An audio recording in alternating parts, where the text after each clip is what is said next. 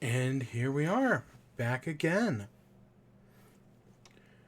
So, tonight, I guess I should start off, for years now.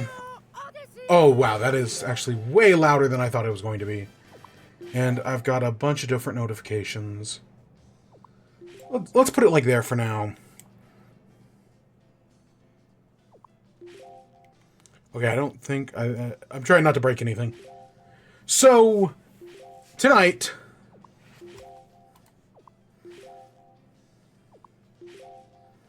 Give me a second. Okay, so tonight, we're here, we're playing some Mario Odyssey. Just very casual. The goal is sometime over the next few weeks, we'll beat this game eventually. We're just trying to beat the game. I think you need, 120 moons? The goal is we're going to sit down, we're going to get 120 moons. Easy peasy, it'll take us like 4 hours. That's the thing. So that'll take us multiple streams. Of course, next week there's a Splatfest, so we'll be doing that. Week after that, Donkey Kong comes out. And while I do not plan on streaming Donkey Kong, we might check it out anyway. We might just do like one thing. Just have fun. But yeah, we should just get started here. Mario Odyssey. I should say I have not played this game since it released in, October of 2017. So I probably have not played it since November of 2017. As you can tell by all those little updates I just got, right, all those little notifications, I haven't checked this game out in a while. We're running current version. I'm going to try some of the skips, but we're definitely not going to get any of them. Especially because I have never practiced before. I only know the skips from watching speedruns.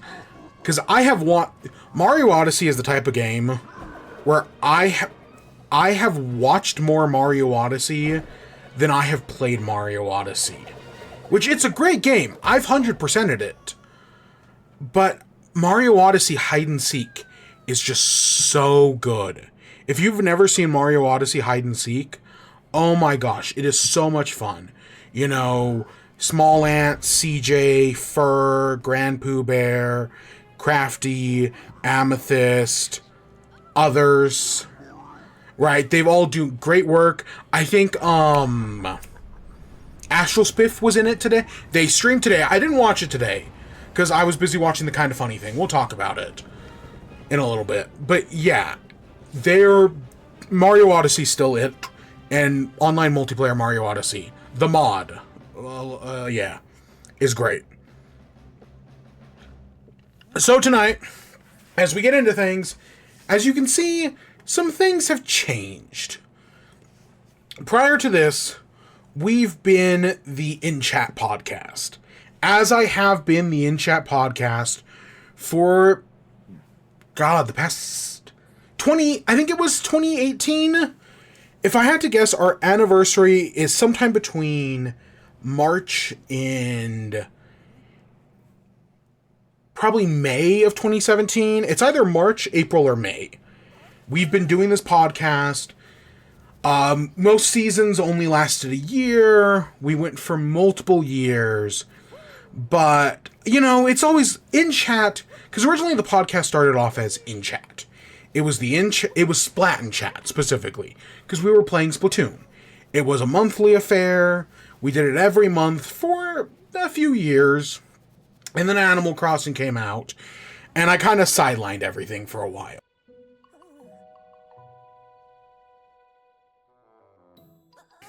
Post Animal Crossing, we came back. I want to say we came back in March. I'm going to guess we came back around our anniversary in 2021, if I had to guess. It might have been later than that, but I think we came back. We ran multiple seasons since then. This was supposed to be the start of Season 6 of In Chat.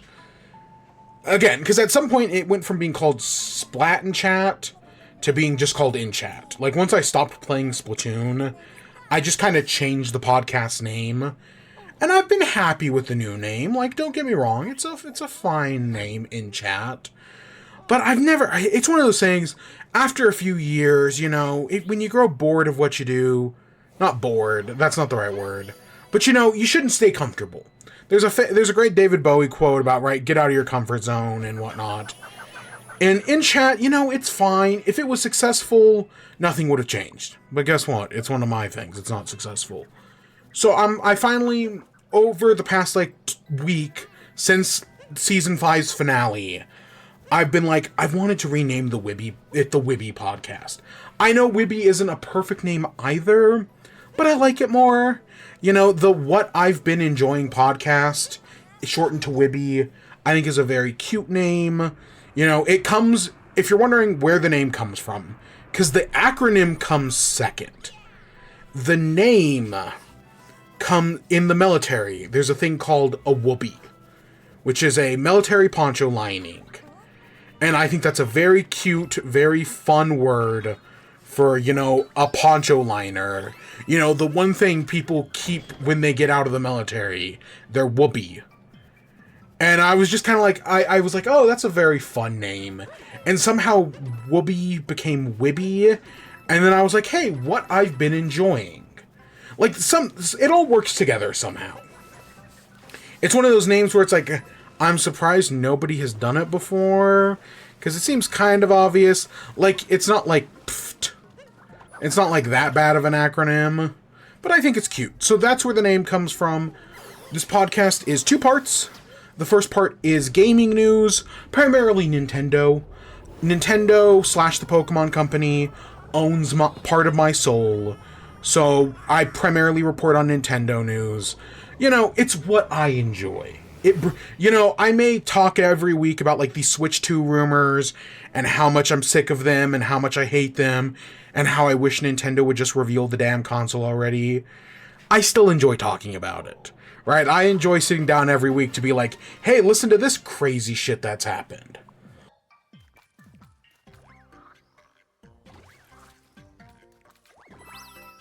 So that's part of it. The other half of the podcast is just what I've been enjoying.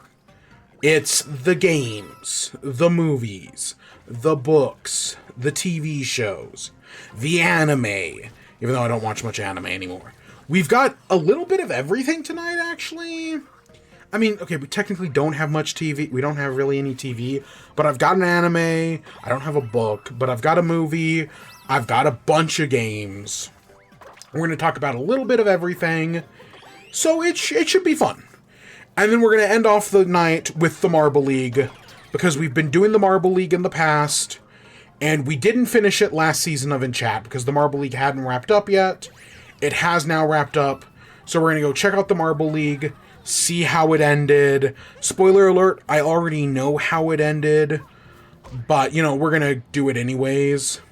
And that's just kind of how the podcast works. We have Mario Odyssey here in the background. Yes, it's, you know how, like, when you go on TikTok, at least for the, you know, remaining, like, 16 days while TikTok exists, you know how, like, they put, like, Subway Surfers footage in the background?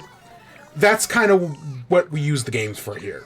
Yes, I am playing sometimes, most of the time, but, you know, it's background. I try to keep the audio, you know, I don't know how loud it is right now.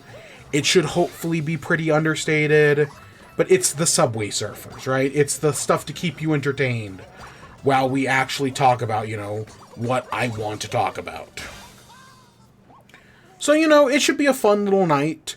You know, for I say season 6 premiere because I like the idea of seasons. I like a season being a year. Part of me thinks that, no, I probably should have just started off, hey, this is season 1, episode 1. I probably should have just done that. You know, kind of treat this like, you know how, like, when comic books relaunch, and it's like, hey, this is a brand new issue number 1. And it kind of sucks every time they do that. I get that, and that's the only reason why I didn't do it, is because, well, yes, new issue 1s are a good jumping on point. It kind of sucks, you know. And because I know, like, I think of, like, I think the Rooster Teeth podcast, where they didn't do seasons, they just numbered everything. And they got into the hundreds, if not thousands. Did the Rooster Teeth broadcast break 1,000 episodes? I honestly don't know. I wouldn't be surprised if they did. But yeah, you know, that's the idea behind the show. For anyone who's seen it before, it's not going to change. It's basically the same format, just a new name. I mean, yes, the stream looks different. You know, I've gone in, I've kind of redone the little avatar. Not much has changed, you know. We got a few new emotions. You know, I like having fear. I think that's very cute. Alright, but, you know, other than that, things really haven't changed at all. And yeah. So I'm looking forward. You know, it's going to be a good season. We've got a lot to look forward to this year. I mean, we've got the entirety of the Switch 2, which is going to be our story tonight. But I just kind of wanted, you know, new season, new start. Just kind of wanted to give a little primer of what's going on here. So, yeah.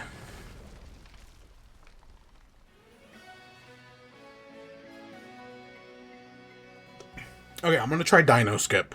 I've never done Dino Skip before. So just be aware of that here. We're probably going to fail this. So tonight, we've got three Nintendo stories. We got one from Imran Khan, talking about the Punch-Out. We've got Switch 2 motherboard leaks. We've got a new Nintendo AI patent, not the bad AI. I want to talk about Kinda Funny's 10-year anniversary, because their 10-year anniversary stream was today, and I watched a bunch of it today, so of course I do want to talk about it a little bit. And then we'll talk about Mario Odyssey here. We'll talk about 3D World. We'll talk about Pikmin 4 a little bit, because I did play a little bit of that. And I want to give some Alarmo updates, because we talked about Alarmo last week. And I just kind of want to tell you, hey, this is what's happened. And then I've got an anime. We're going to talk about an anime rom-com that I enjoyed enough, but I know is kind of divisive in some circles. And then we're going to talk about Wallace and Gromit, because I did watch the new Wallace and Gromit movie that came out on Netflix today. And I am excited to talk about that. And we'll end off with the Marble League, which will probably add another hour to this show. So, you know, hopefully 3 hours. I mean, it's a season. Normally there is no gaming news in January. January tends to be a dry season for gaming news. But with a new Nintendo console right around the corner, that's probably not how this is going to turn out. So yeah, we got a lot to do. So I guess we should jump into it.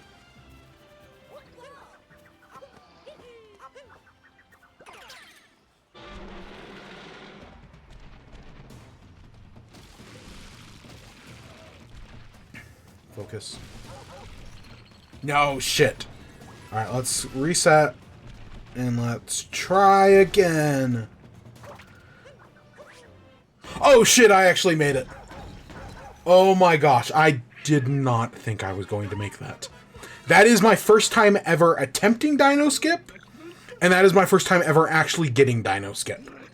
I know it's not that hard of a trick. But, you know, for only having ever seen it in the YouTube videos, I'm glad I actually got that.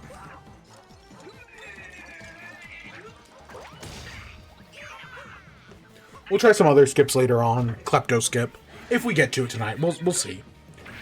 Alright. So, our first story comes from Imran Khan. So, Imran Khan put out a thing where he basically says that he looked into Next Level Games. Next Level Games is the studio behind Mario Strikers. I don't know if they did the most recent one, but I know they did the Wii one that everyone loves. I'm assuming they also did the GameCube one. That's pretty guaranteed. They did Punch-Out on the Wii, and then they've done the Luigi's Mansion games. They did Luigi's Mansion 2 and 3. So that's what Next Level Games is known for. They are a first-party Nintendo studio. I think Nintendo bought them in just a few years ago.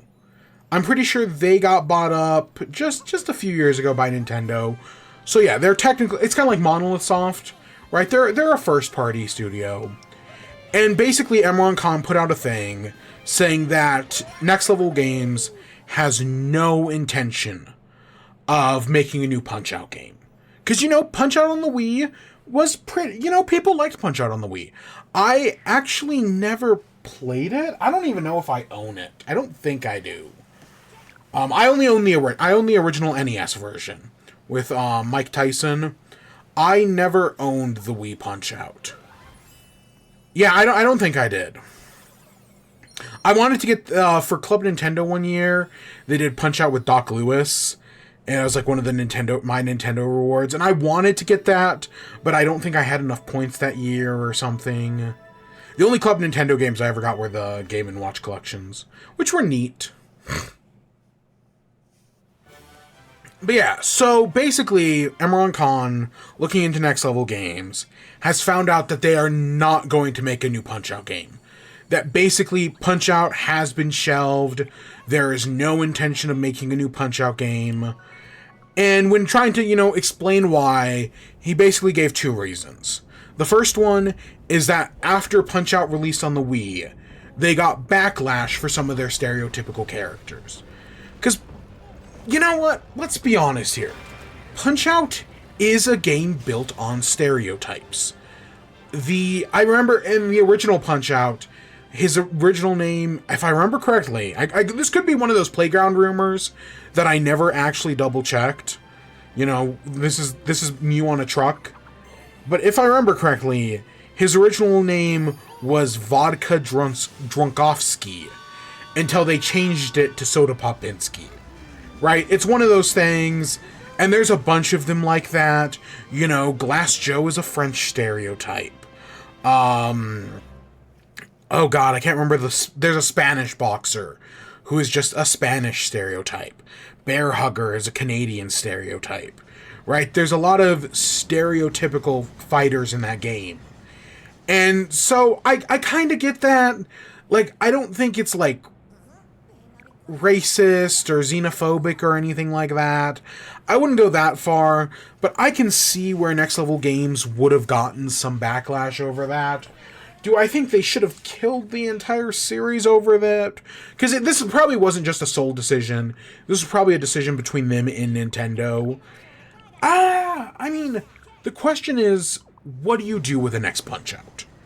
Like, Nintendo always talks about the reason they never made a new F-Zero game is because they didn't have any more ideas. They didn't know what they wanted to do with the next one. And, I think there are plenty of directions you could take a new F-Zero game in, right? The fact, there are other games that are F-Zero-like that clearly show there are new directions you can take the series in. But that's just semantics,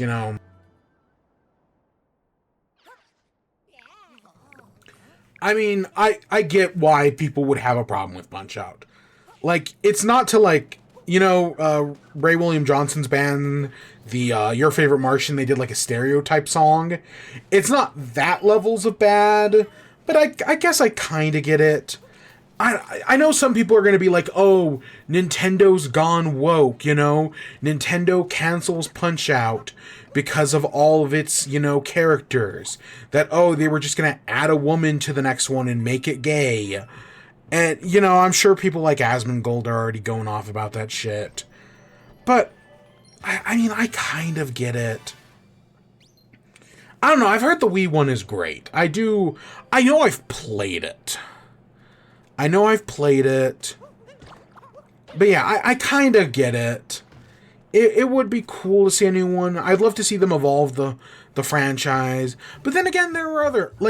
I think the game Punch Club does a much better job at, if I were to evolve Punch-Out, be like, hey, what is the evolution of the series?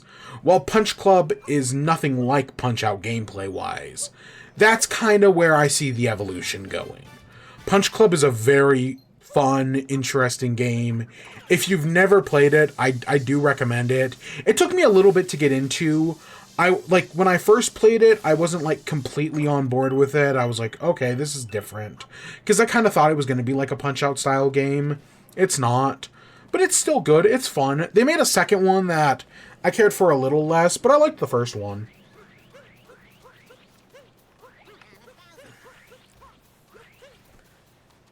So yeah, so that's the first reason. Because of, stereotypical characters, they got backlash.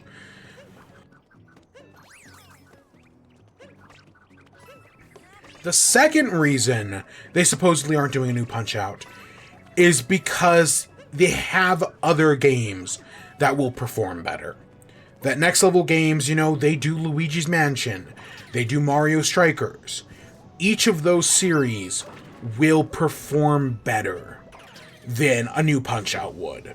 And yeah, I guess I get that as well. I don't think that's the reason to kill. That's a good enough reason to kill a franchise. Like, if that was just the reason they were giving, if they just didn't, if there was like none of the stereotype stuff in there, and they were just like, yeah, Punch-Out doesn't make enough money, we're not going to make a new one, I'd call total bullshit. Because Punch-Out is a great middle shelf game in theory, right? Oh, it's this fun little, you know, boxing game that, you know, takes advantage of motion controls. There's a part of me that thinks Nintendo's kind of replacing Punch-Out with ARMS. Because I would definitely say ARMS is kind of the spiritual successor to Punch-Out, to Wii Sports Boxing. And I know people will say, oh, ARMS is the lesser of the sum of its parts, right? That, oh, those other two games are better. I don't know if I'd go... I mean, I could see the arguments. But ARMS, you know, even though ARMS does have, you know, some cliche characters, it definitely plays a lot less into stereotypes. Is it a little more PC? I guess so. I mean, it's got a fucking clinker in it, so I guess. I just. No, it's got a cop in it. The robot I have no problem with. The fact that he's a fucking cop, that's what sucks. But ARMS is, you know, ARMS is a lot better. ARMS is the evolution of Punch-Out. Where I'm not going to say they learned from their mistakes, because that sounds harsh. But, you know, clearly they had some new ideas, they played around with things. I like ARMS. I don't think it's, again, is it going to be as memorable in Punch-Out in 20 years? Probably not. Like, you know, people still talk about Punch-Out all these years later. Will people still talk about ARMS the same way? I mean, it needs to get at least 2 more games, because as far as I know, there's only been like 3 Punch-Out games. The original Super Punch-Out and the Wii one. Right? So ARMS needs to get at least 2 more games in the next 20 years. But it might. You know, give it a good Street Fighter 6 style story campaign, and I think people will give it a lot more credit.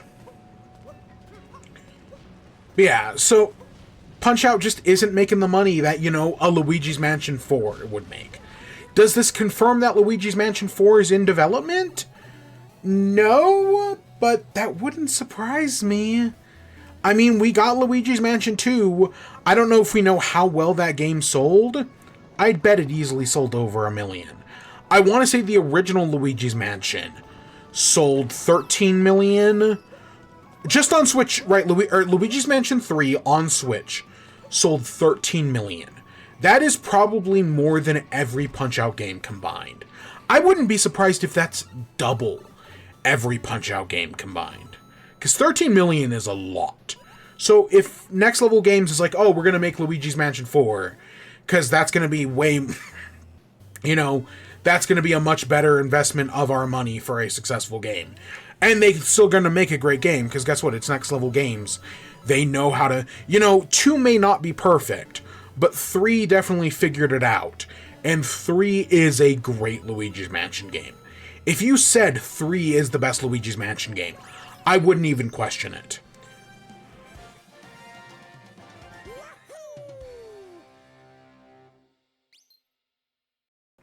Is it my favorite? Maybe? I don't know. I replayed all 3 Luigi's Mansion games last year, and the only one I didn't finish is 3, because 3 is really long. Like, the original Luigi's Mansion you can beat in a single sitting. 2 took me like 3 days, whereas Luigi's Mansion 3 took me like a week. And I didn't even finish it. I don't remember how far I got. I know I did the movie sets one, which was my favorite segment. I love the movie set. I hate the pyramid. That's like the pyramid. I forget how it works and I get stuck every time. I hate the cat as well. Like, it's fine once, but I think you do it like 3 times and I'm just kind of over it by that point. But yeah, no, I'd love to see another Luigi's Mansion game. But yeah, no, this Punch-Out story, It doesn't surprise me at all. It's there's an element of it like where this kind of sucks. You know, I'd love to see something new, but if that's not what they want to do, then that's not what they want to do. You know, I don't know. There's always it. What I care about is from the backlash Next Level Games got for, you know, Punch Out on the Wii, and, you know, supposedly anything prior. Was that backlash from the people from those countries? Or is that, you know, backlash from white people? Because I feel like white people love to get offended on behalf of other people. The classic example is Speedy Gonzalez. I, as someone from Hispanic descent, love Speedy Gonzalez. I think that is a great representation of our culture. But white people love to get offended by it, even though I don't think it's offensive at all. So, you know, it's one of those things. Like, if you told me, hey, people in France fucking hate Glass Joe. They see him as an awful stereotype. They're ashamed of the character. Yeah, that wouldn't surprise me at all. Right? Same thing for, like, even though Nintendo is a Japanese company, if people got offended by, like, Piston Honda, I wouldn't at all be surprised. Right? Like, hey, you know, as long as it's people from those countries. But, I mean, Punch-Out did show up in the Mario Brothers movie, so at least we have that. So, our next story is about Switch 2 motherboard leaks. Switch leaks have been ramping up. We've gotten a lot of them. You know, more like console cases, console grips, screen protectors, stuff like that keeps leaking. Supposedly on, like, the 7th, January 7th, there's going to be some sort of, like, console, like, accessory showcase or something like that at CES. Because CES is going on here soon. So supposedly that's coming up. But right now, the big rumor is that, hey, Nintendo's going to reveal the Switch 2 on the 8th. That's kind of what everyone seems to believe. I think it's happening sometime this month, guaranteed. If it happens on the 8th, I think that would make perfect sense. If it doesn't happen until, like, the 20th or whatever, if they wait until, like, after Donkey Kong Country, which there's no reason to wait until after Donkey Kong Country, if I'm being honest.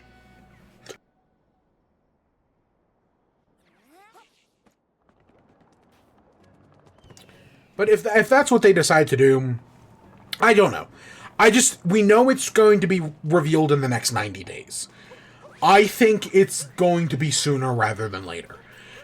My hope is that by this time next week, when we are sitting down to do the next episode of this show, we will know what the Switch 2 is. Officially.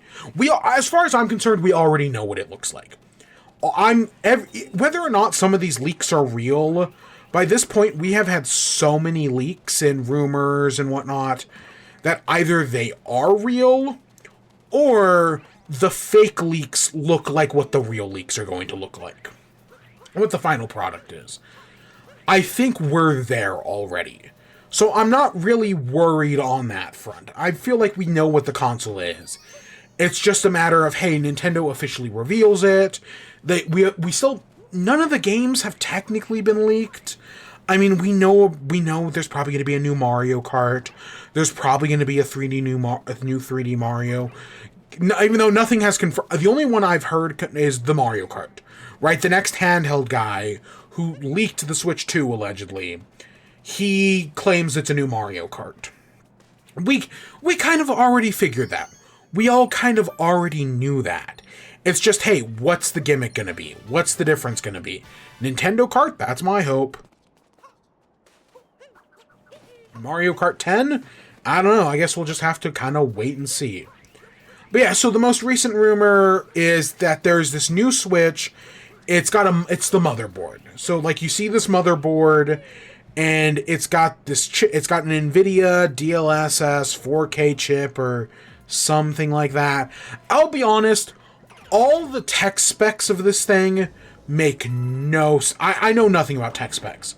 I know absolutely nothing. So when, Central Leaks or whoever puts out a tweet and says, like, it's Jover, guys, the Switch 2 is using an 8 nanometer node, and that's a bad thing, I guess.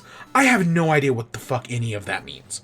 Honestly, when you're just spouting techno jargon without any context, that tells me absolutely nothing. Right, because, people were freaking out, like, hey, they're using this 2018 8mm Samsung Node thing, and that's a bad thing. Okay, I would say I'd have to take your word for it, but then supposedly, people did farther research on this motherboard, right? They looked into it more finely, and I guess it's not an 8mm Samsung Node, it's actually like a 5mm node, which I guess that's less of a bad thing? I don't know. All this tech jargon makes no sense to me. Nobody that I have watched has properly explained it. All I see is people throwing around 8 nano... It's 8 nm. I'm assuming that stands for nanometer. It might be like node metric or something else like that. I don't know. Nobody's properly explained this to me. All they've just said is this is a bad thing. Listen, I don't expect the Nintendo Switch 2 to be a PS5 Pro. Anyone who was expecting the Nintendo Switch 2 to be a $700 PS5 Pro handheld, you were a fucking fool. You jabroni. You loser. This was never going to be that. Now, Tom Warren over at The Verge was talked about this, and basically said, he's heard a lot of Switch 2 rumors, but the one he finds the most ridiculous, the most funny, is the idea that that the Switch 2... What he finds funny is the idea that the Switch 2 is going to be as powerful as a PS4 Pro. That, hey, not the PS5 Pro, not the new one that came out last year. The PS4 Pro, that came out in like 2018, 2019. It's not going to be that powerful. And, anything's possible. Legitimately, and it might be, it might not be. Either way, I wouldn't be surprised. Because guess what? Even if it's not as powerful, this is Nintendo. Nintendo knows how to work their hardware. Right? Nintendo puts out fantastic works with what little they have. We just talked about Luigi's Mansion, right? Luigi's Mansion 3 is maybe the best looking Switch game. That game is beautiful. And that came out in like 2019 on the Switch. Because guess what? Next Level Games knows how to work Nintendo hardware. Monolith Soft puts out fantastic games on underpowered hardware. That's kind of what made them famous to begin with. Is right, they put out Xenoblade Chronicles, a beautiful looking game on the Wii. Yeah, the Wii was not powerful at all. It was 2 GameCubes taped together. And guess what? It looked great. Does the remake look better? Yeah, but the original still looked really good for the Nintendo Wii.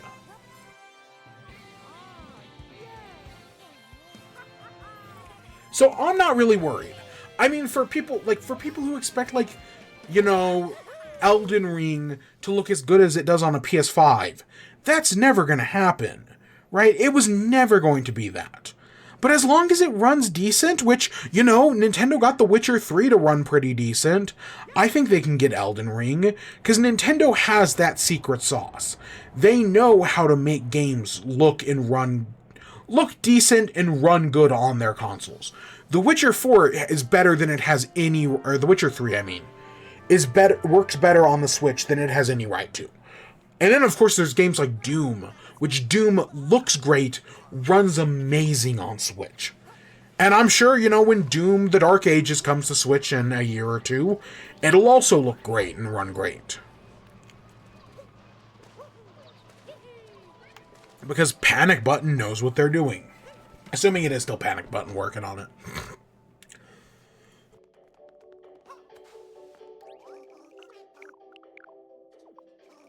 Here's another example of stereotyping real quick.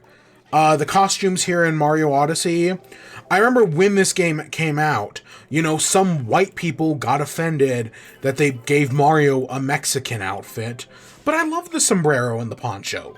Yeah, Mario was like Ariana Grande. They represent, whatever culture they want them to. And yeah, I love Mario's sombrero and poncho. I love that it's a callback to Tetris. Is it called? Tetris sounds right. It's one of those puzzle games, one of the Game Boy puzzle games. That's a really neat callback. I like that. I like this costume. I think it's neat. I feel represented. So yeah. But yeah, these Switch 2 motherboard leaks, I can't make the difference out of them. Someone who's an actual tech expert will be able to go in and tell you what this actual means. When Nintendo releases the console, or when Nintendo announces the console next week, we'll have a better idea. And then when Nintendo actually releases the console in March, somebody will cut it open and we'll know all the details. But right now, I'm not worried at all. No, Nintendo knows what they're doing. They're gonna put out something great. This doesn't stress me out at all.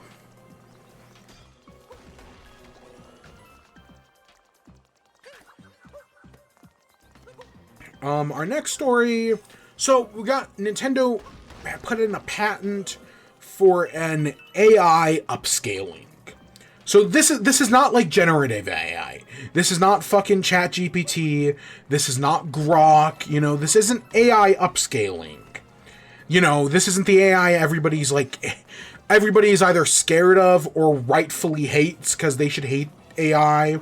This isn't that. This is, one of the actual good cases of AI. Where, Nintendo will be using AI to make their worst looking games look and play better. That's the idea anyways. Is that because of, this AI upscaling, Nintendo will be able to get more out of the console than they would without this AI upscaling. That's the idea. It's, it seems interesting enough. I kind of get it. I know this has been a rumor for a long time that Nintendo was going to use AI upscaling. I think back when the Switch OLED was announced, there was all this talk about how the Nintendo Switch OLED was going to get 4K using AI upscaling. And then that was the one part of the OLED rumor that never came to fruition, but it seems like it is now.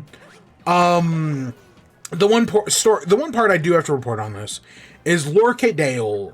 They read through the patent, right? They looked through everything.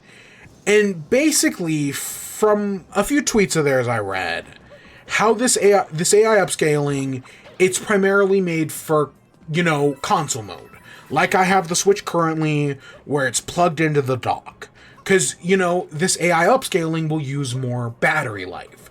So as a result, Nintendo wants you to use it on your TV. They don't want you using it on your dock, but according to this patent, I guess, that you will have the opportunity on select games, and Nintendo might never enable this, that's the other truth, that you can basically opt in to use this AI upscaling in handheld mode. So while this is primarily meant for TV play, you can in theory use it in handheld play, but it would reduce the battery life. So basically there's an opt-in thing where it's yes, I agree to let Nintendo, to AI upscale my games in handheld mode when not charging. But I acknowledge that this will come at a reduced battery life. Because I hope the Switch 2 has a decent battery life. My hope is that the Switch 2's battery life is the exact same as the current Switch's. Because, when the Switch originally launched, it had, a 2 to 3 hour battery life, which, it wasn't great, but it's not terrible either, right? This ain't a Sega Game Gear. But, the hope was, eventually Nintendo came around, they released the new model of the Switch, and of course the OLED and whatnot, and the only change they made was they increased the battery life. And they, doubled it, basically. So I hope that, I think it's now like a 5 to 6 hour battery life. I hope that 5 to 6 battery life hour stays around. I don't know. We'll have to wait and see, of course. But I'm hopeful. If it is 2 to 3 hours again, I will in no way be surprised. And I probably won't be disappointed. Because I'll be honest, I primarily use my Switch in docked form. Like, you know how they sell the Switch Lite, which is handheld only? If they sold a dock-only Switch, I'd probably use that. Because I, 90% of the time, probably even higher than that, it's probably 95% of the time, use my Switch docked only. It's just how I play, I'll be honest. But no, this AI upscaling, this doesn't surprise me at all. There's been rumors about something like this for years now. So the idea of, Nintendo doing AI upscaling doesn't surprise me. This isn't a bad thing, this isn't Nintendo using AI to make their games, like fucking Ubisoft or... What was that one game that had an AI narrator that, could be more dynamic, that could better talk about what's going on in the game? I don't remember what that game was. But,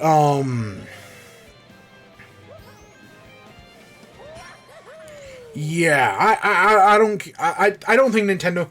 The most you'll get out of Nintendo and AI is if they make another Tomodachi Life, they'll probably bring back the AI voices, and maybe they'll use one of the better AI voice generation models. Because, the text-to-speech model they use in the former Tomodachi Life, while charming, it could always be better, and I wouldn't be surprised if Nintendo uses something like that. But we'll just kind of have to wait and see.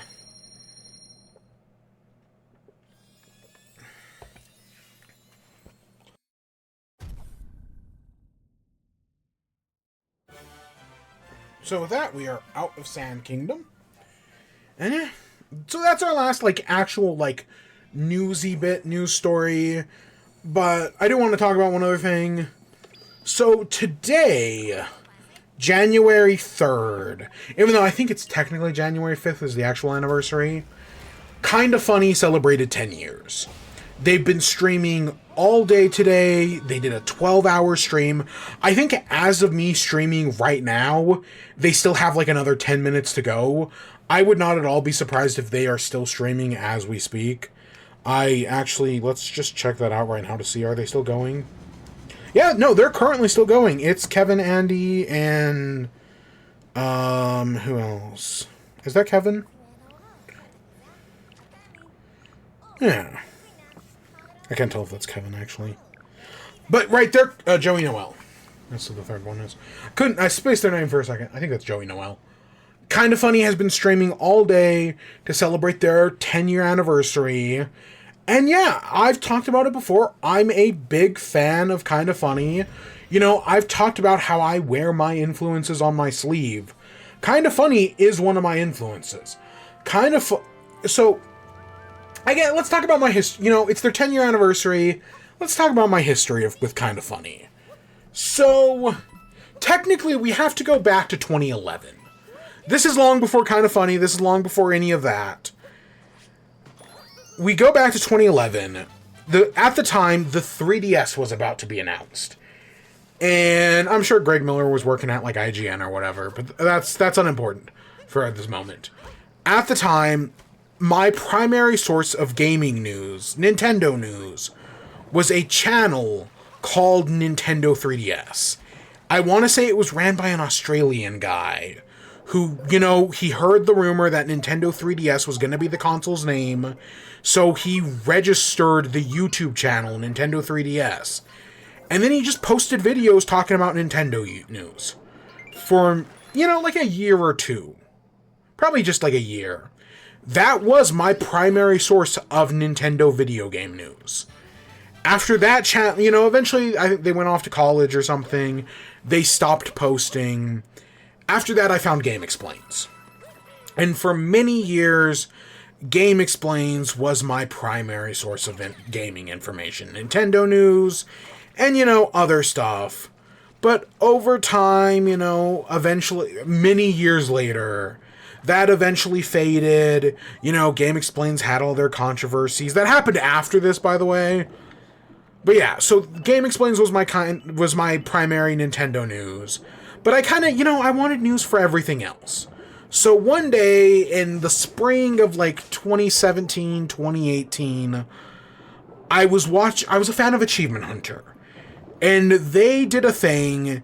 It was one of two events. It was either the Let's Play Spring Break or the Let's Play Family Reunion. Or the Rooster Teeth Family Reunion. It was one of those two events.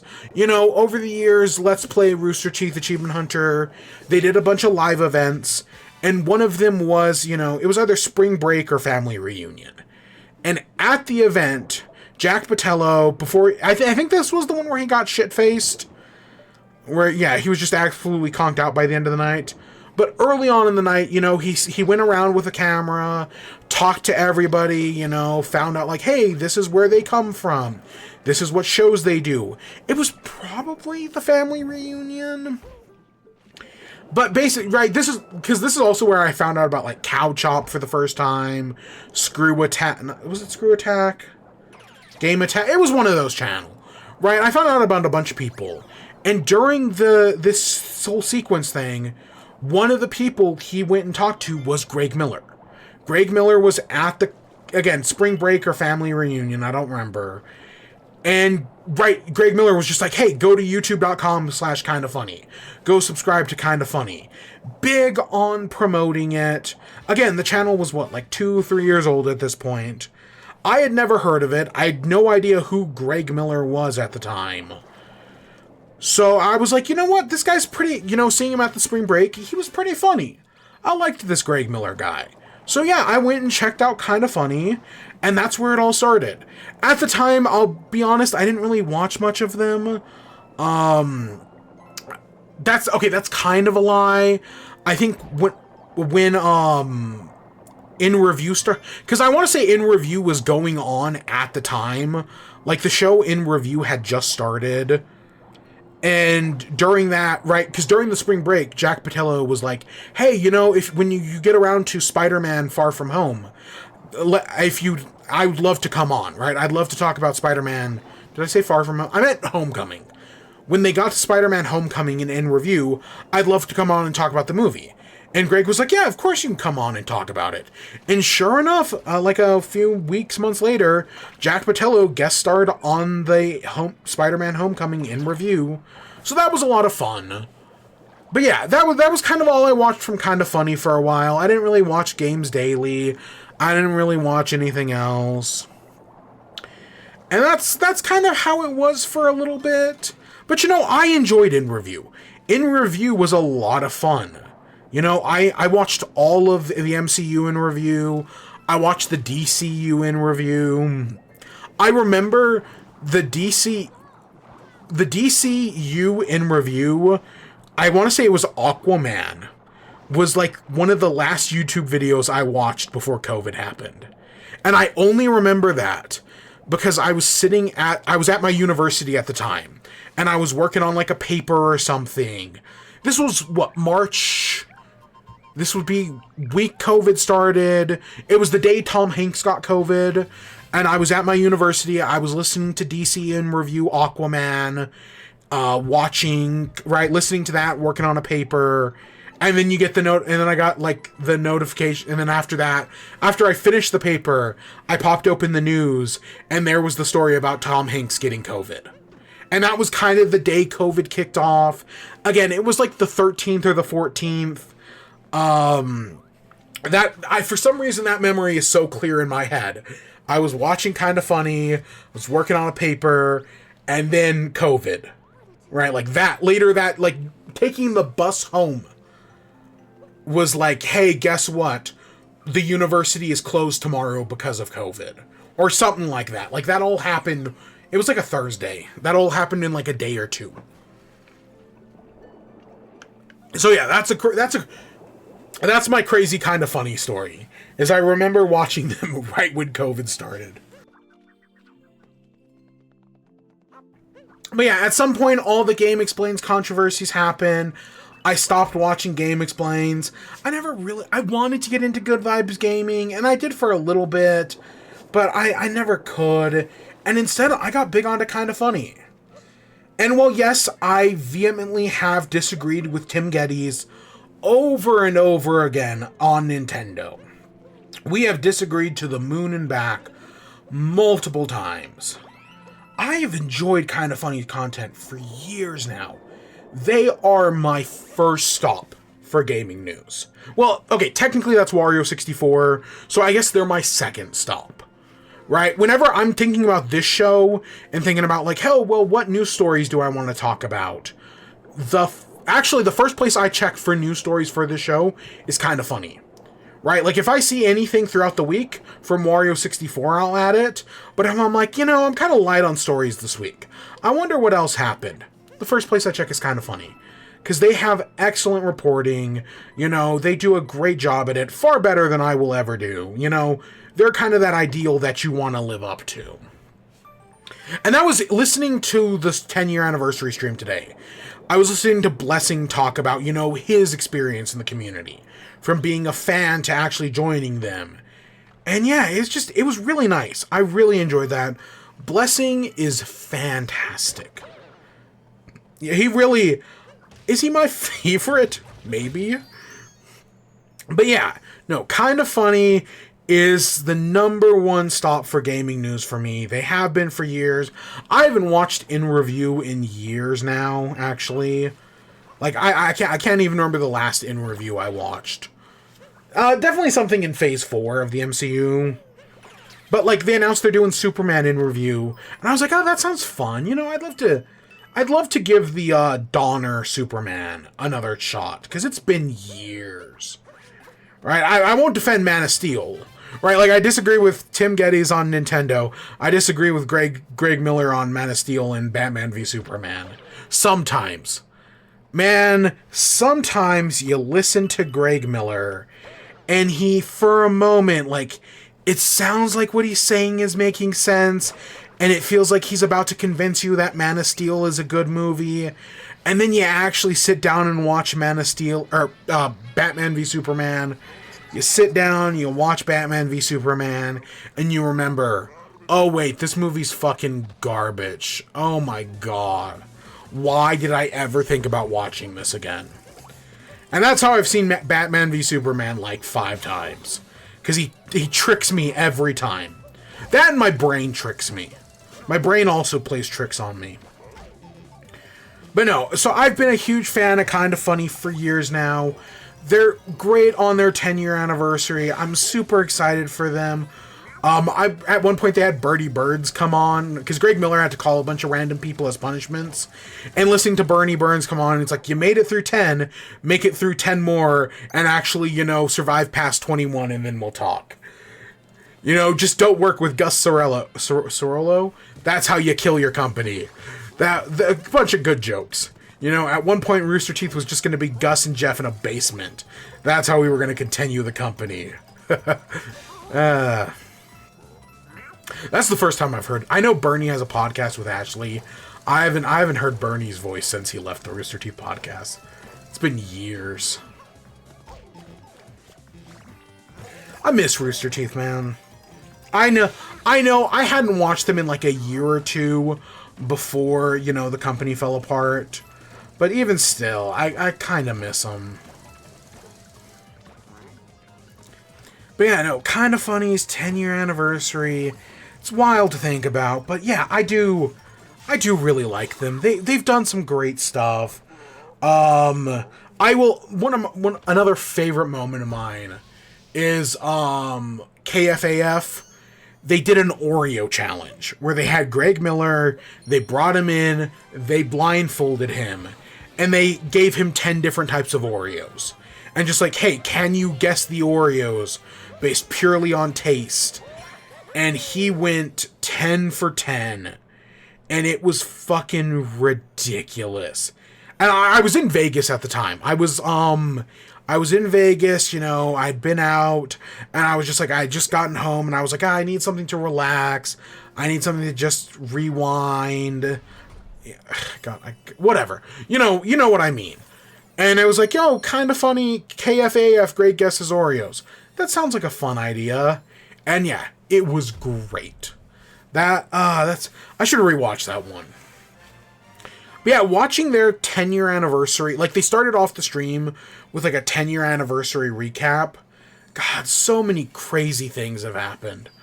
They truly are fantastic. If you've never checked out Kinda Funny, they're great. They're a great source of gaming news, but that's not all they do. And yeah, watching the 10-year anniversary stream today, a lot of fun.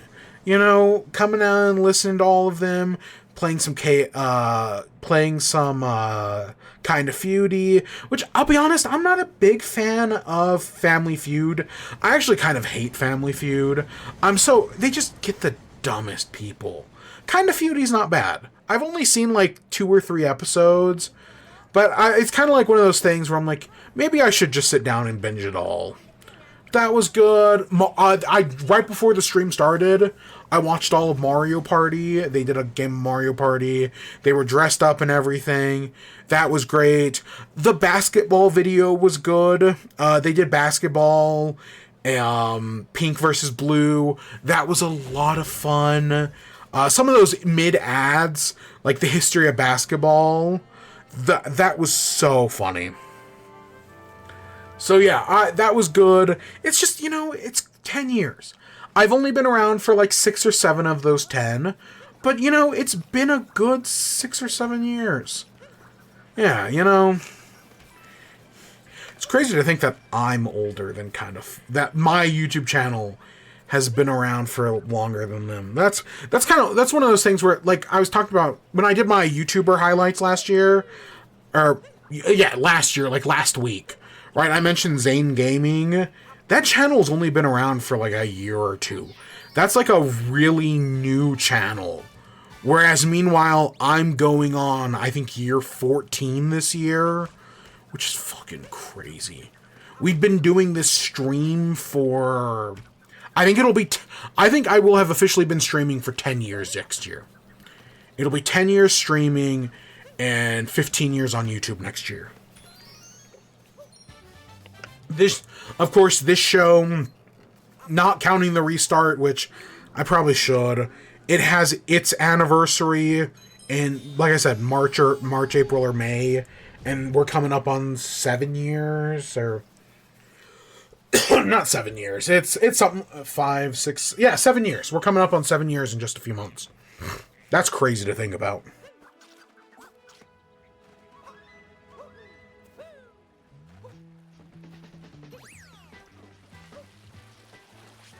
Because, yeah, that's the thing about this show. The original first season of this show, when it was a monthly podcast, was 2 years. Before I decided that we were going to break it up every year. Yeah, and I went and renamed the whole thing. But yeah, no, I enjoy Kinda Funny. I was happy to see their anniversary. I know they're going to continue making great stuff. Yeah, go check him out.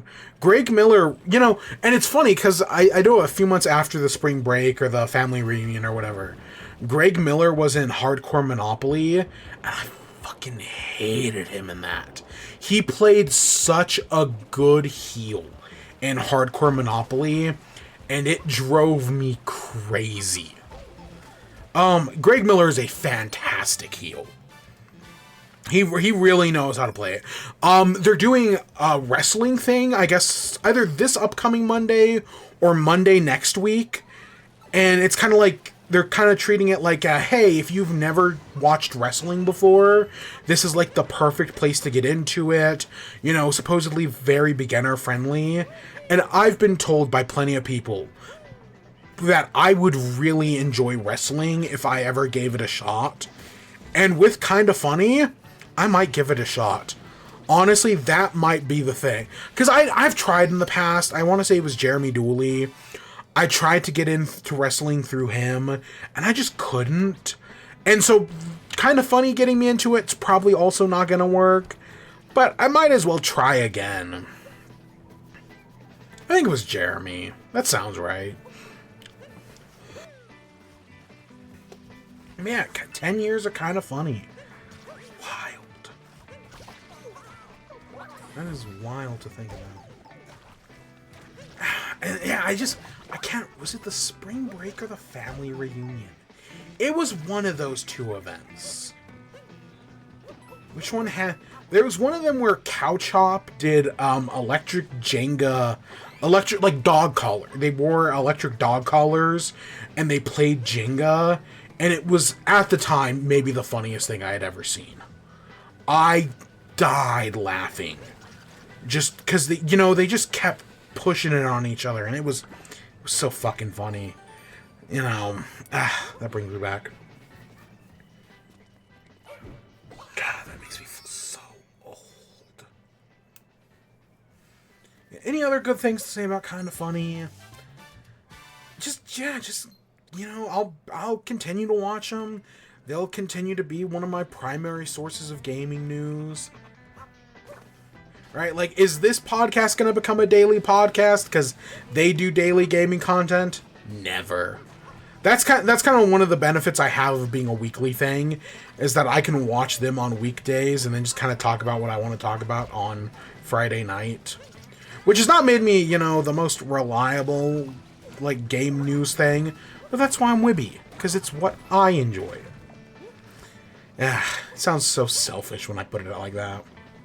Okay, I'm prattling on. Let's get into actual WIBE stuff. So, what have I been playing? What have I been enjoying? Mario Odyssey here. So the whole reason we're doing Mario Odyssey is because of Astrobot. Right? I talked about this on stream, that for my game of the year, Astrobot, I wanted to replay Mario Odyssey to see how Astrobot stacks up to Mario Odyssey. And having, replaying Mario Odyssey, I will say, I think Astrobot's better. And I think it comes down to, Astrobot is perfect. We always talk about, like, what does 10 out of 10 mean? Right? What does it mean for a game, a book, a movie to get 10 out of 10? And the most common thing one of the common things I see for a reason a book, a movie, a game should get 10 out of 10 is because it's perfect. Because you look at something and you say, oh, there is nothing I would change about this to make it better. It's like, why people, Breath of the Wild and Tears of the Kingdom are amazing games. Love those games to death. I gave both of them a 10 out of 10. But people look at them and are like, well, I don't like weapon degradation. And because of that one thing that I would change, I cannot give it a 10 out of 10. I cannot say it's perfect, because there's always this level to be improved. Right? There's this famous quote that, like, 99% of creators hate anything they create within 5 years of creating it, and the other 1% are liars. And yeah, I get that, definitely. But the one thing with Astrobot is I look at it, I replayed it, technically less than a month ago, and there's nothing I would change about it. Yeah, I guess, would I want to see more levels? Yeah, of course. But that's because it's so good at what it does. Like, the only other game I can think of like Astrobot, where I'm like, this is great, I wouldn't change a thing about it. The only thing I'd maybe want is, like, more levels because it's so good, I just want more of it, is Portal. Portal, in its, like, 2 to 3 hours, is perfect. It's exactly what it needs to be. There is nothing I would change about it. It does exactly what it needs to. Nothing more, nothing less. That's Astrobot. It does exactly what it needs to. Nothing more, nothing less. And there's gonna be a sequel one day, so that can be the more I want. Yeah, no, I loved Astrobot. And Mario Odyssey, I really do enjoy. At the time when this came out, and I 100%ed it back in the day. I got every costume, every moon, available back in, like, November of 2017. I gave this game out of 10 out of 10. And at the time, it was one of those things where I was kind of like, in the days leading up to my, because, this was actually back when I actually reviewed games. I was kind of wavering about, like, do I give this a 10 out of 10? Is this a 10 out of 10? In the end, I decided to do it. And since then, I've always kind of regretted it. I don't think Mario Odyssey is a 10 out of 10. I really enjoyed this game. I'm having a great time with it right now. It's not a 10 out of 10. I'd maybe say it's a 9. I'd say it's a 9. I know, right? And do I agree with the too many moons thing? And that, oh, because there are so many moons, it devalues the, what a moon is. Because in, like, Mario 64, each moon has a specific value. Because there are only 120 moons, right, each weight has that value. Whereas in Mario Odyssey, there's like 880 moons. And technically you can get up to 999. So that means that, it has a little less value as a result. And I get that. I get that in theory. But I think with Mario Odyssey's game design, the game does not intend for you to collect all moons. The fact that you only need 120 to beat the game is proof of that. To beat this game, you need to get an 1/8 of them. That's nothing. The game does not intend for you to get everything. Of course, if you want to be a perfectionist, you do.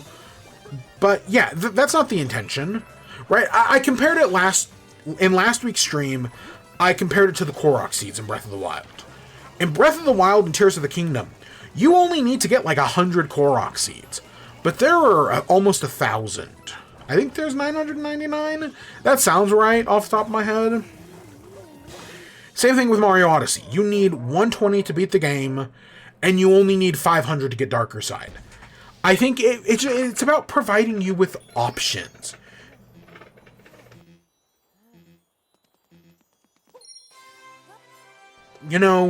The game gives you options.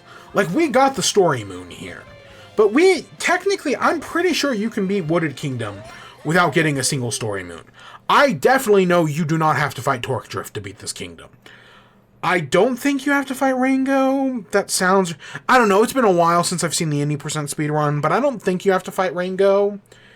And yeah, I know you don't have to fight Torque Drift.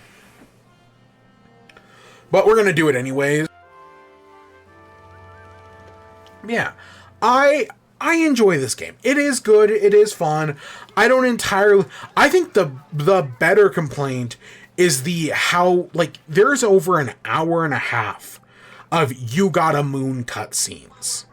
That's ridiculous. That's a complaint I agree with more than the devaluing a moon thing.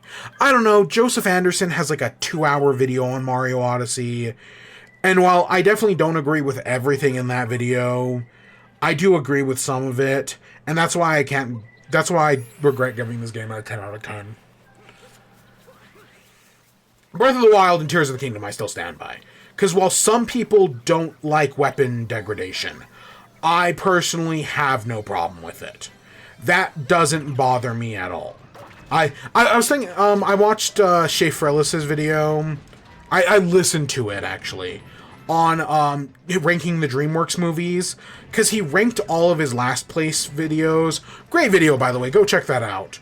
But as part of that, that got me on like a Shea Frelis kick, so I watched his ranking every DreamWorks, ranking every Illumination, ranking every Blue Sky Studios movie. And that was a fun video, that was entertaining. And in the DreamWorks one, he puts like Kung Fu Panda 2 at number 6 or 7. Still pretty high up. But for me, Kung Fu Panda 2 is number 1. It's my favorite DreamWorks movie, and I personally find it perfect. But not everybody will, and that's okay. But for me personally, Kung Fu Panda 2 is the perfect movie. There is nothing I would add, nothing I would change, nothing I would take away. I think it is a perfect movie. So there's another comparison there. But again, each critic does their own thing. Again, I think of worst lists where it's what's worse, being bad or being boring. Which again also goes back to that lowest ranked video on Shea Frelis's lowest ranks. What's worse, being bad or being boring? Because I can see the argument either way.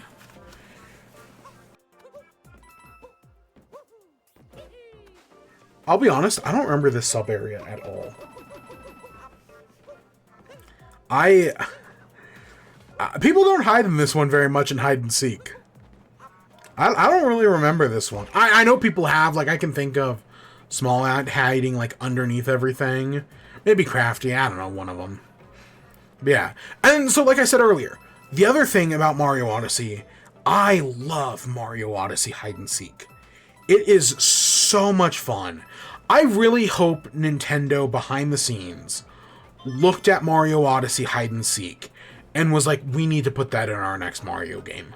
I know they won't, because it's Nintendo, and I'm just really glad they never have, like, struck videos. They've gone after Crafty Boss legally. I'm glad, or Amethyst. I'm glad none of that has happened, because I think of, like, oh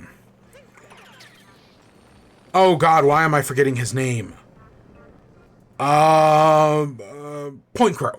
Point Crow doing Zelda multiplayer, which was a great idea. But the thing is, he promoted it, he tried to, like, officially release it, and that's why Nintendo came after him. Whereas Mario Odyssey, they never promote shit. I don't even know if Mario Odyssey multiplayer is available to the public. If the answer was no, I would not at all be surprised.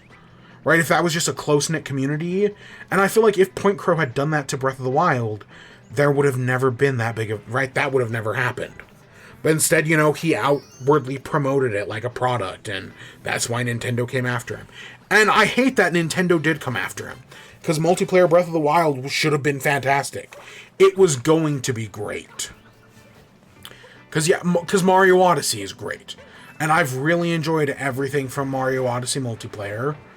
And yeah, I've also, for the past, like, 2 weeks now, because I've been thinking about this for a while, I've been watching a lot of, like, Fur and CJ stuff. It's really good. They've made some really entertaining, like, I've been watching some of the old school hide and seeks, some of the new stuff. It's a lot of fun. Yeah, no, I'd recommend it all. They all, again, Crafty, Amethyst, who are the two mod makers. Right? They each do separate mods, but they've done a lot of work over the years.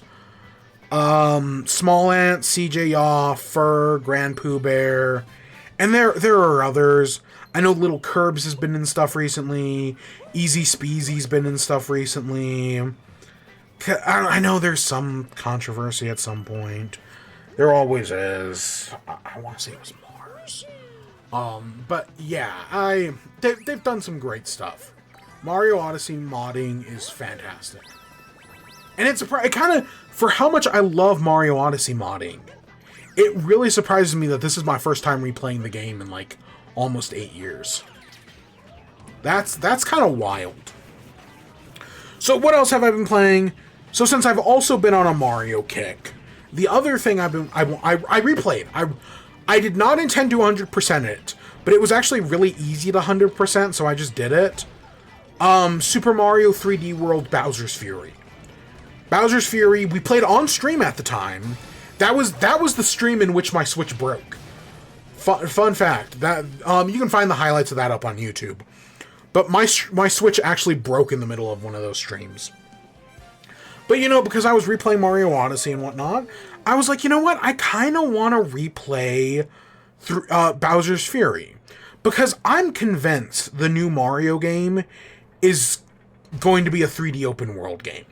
Imagine Bowser's Fury, but just a lot bigger. I think the next 3D Mario is going to be a fusion of Odyssey. Right, it's going to be like the gameplay of Odyssey, but with the open world like Bowser's Fury. Except it's going to be so much bigger. Like, it's Breath of the Wild's world, Mario Odyssey's gameplay and moons, and, you know, level concepts like Super Mario 3D World Bowser's Fury. There's some sort of combination of those three games is going to be the next Mario game. And while I know some people don't want open world Mario, I think 3D World was a pretty good attempt, right? Bowser's Fury is a lot of fun. I get how they would definitely... I want them to take more influence from Mario Odyssey than I do Bowser's Fury. Because one of the things that game does is because it's limited areas, you have to revisit areas, and sometimes that's cool. Like, I really like seeing the Colosseum grow each time you revisit it, it gets a little bit taller. Stuff like that is really neat. But, you know, I said it last week. I think the idea of, hey, it's a giant open world sandbox. You need 500 magic pants to beat the game. There's 10,000 of them. Get them in whatever, or, okay, not 10,000, but, you know, there'll be 1,000 at least. Right? Like, imagine Elden Ring, but you're collecting Korok seeds. And, you know, instead of fighting bosses. Or, I guess, just Breath of the Wild, then. Yeah, imagine Breath of the Wild, but your main quest was to collect Korok seeds. And the game's all about exploration. That sounds very fun. That sounds like a really fun game to me. At least in some ways. I don't know. I say that, but I rarely collect Korok seeds in Breath of the Wild. If you watched my playthrough of Breath of the Wild and Tears of the Kingdom, I think I only got like 100 Korok seeds between the two games. I did not get that many Korok seeds. But that's not the main point of the game.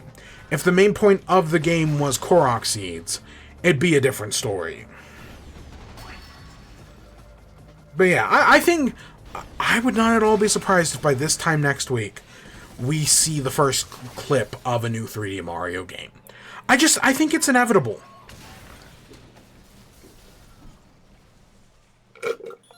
Or, you know, it could be Mario through the multiverse.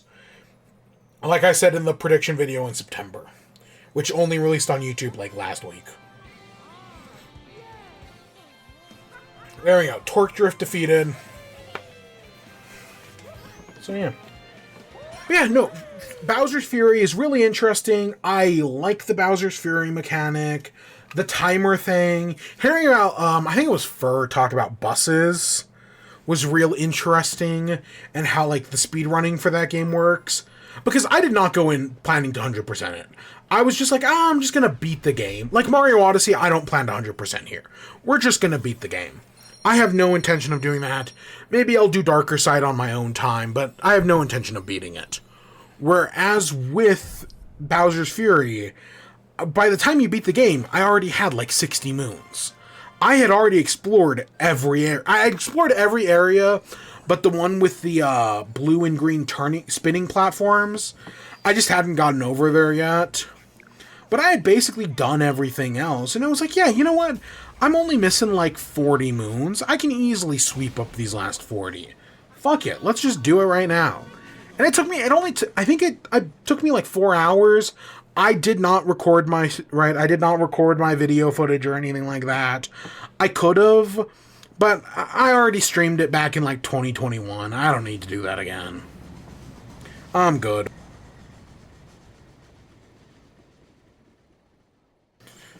So yeah, I enjoyed Bowser's Fury. Again, it's very short. Like, I want to say when I originally played it, it took me like 6 to 10 hours. This time, I'd be surprised if it took me more than 4. Yeah, it went by real quick. I played smart in some points. At one point in the game, there's where Bowser goes full Fury mode, and like nothing, unless you have to fight him to turn off the Fury mode. And at that point, I was like, okay, let's just go get all the Bowser moons. Because there are certain moons that you need Bowser to break the blocks to get. And I was like, fuck it, let's just do all of those right now. So I did all of them in one sweep. And yeah, it was great. And then so I didn't have to worry about those for the rest of the game. But yeah, other than that, it's really neat. It's really fun. It's got some interesting ideas that I definitely would want to see expanded upon in future games. You know, I'd want more from it. But yeah, Mario Elden Ring. That is, I think, the future.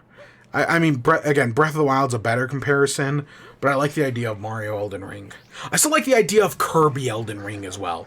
I think Kirby Elden Ring would be amazing. That one I say 100% unironically. Like, the Mario thing is kind of a joke. The Kirby thing isn't a joke at all.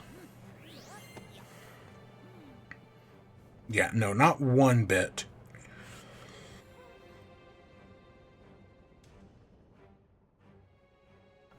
So yeah. So next up, I did a run of Pikmin 4. you know, it was New Year's. I wanted, you know, we did, Minecraft. Oh, we played Minecraft, by the way. It was like a short hour-long stream. We found a Pale Garden biome, and then we went and got the Pale Garden achievement. It was super easy, but I kind of expected it to be. So yeah, that was fine. But so after that, it was like, okay, well, I still have some time to kill. You know, I've got both today and tomorrow off.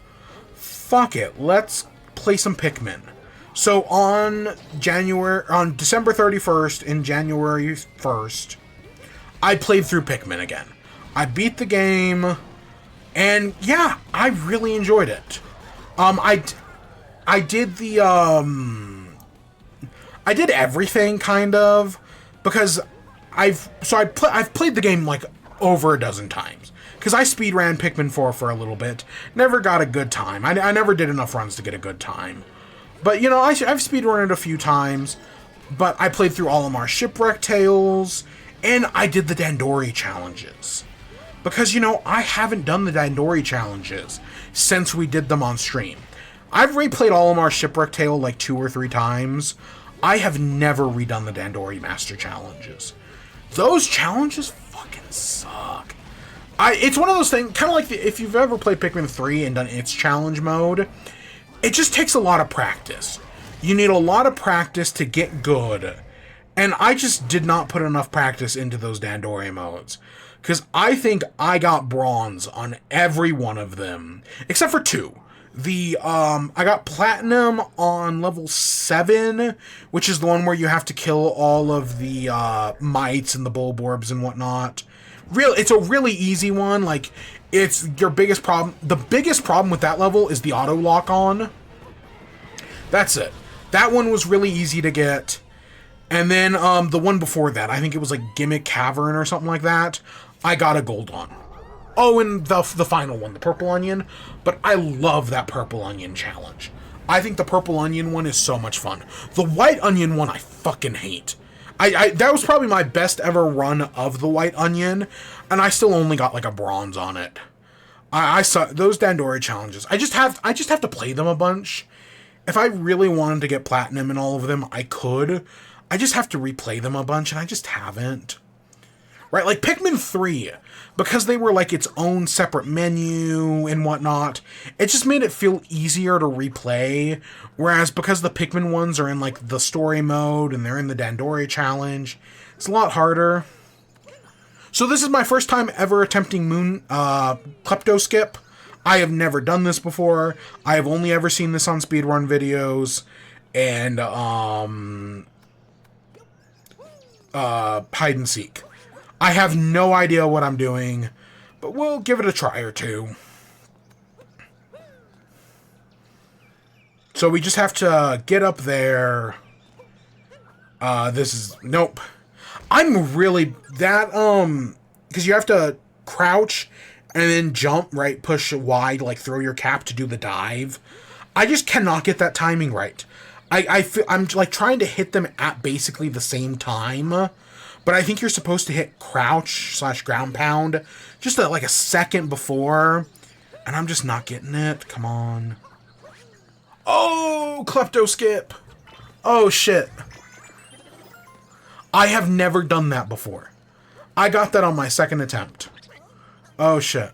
I know it's not that hard of a skip, especially when I do shit like that. But that's cool to get. Yeah, that's cool. Again, having never done that trick. You know what trick I'm not going to be able to do? Snowdram. I couldn't even tell. Like I kind of remember Klepto Skip. I kind of remember T-Rex, right? Whatever the T-Rex skip is called. I don't remember Snowdram, and I kind of remember Moon Cave Skip. Oh shit! Do I remember Moon Cave Skip? We're not getting to Move Game tonight, so that's not going to be an issue. But shit, I don't know if I remember Moon Cave Skip.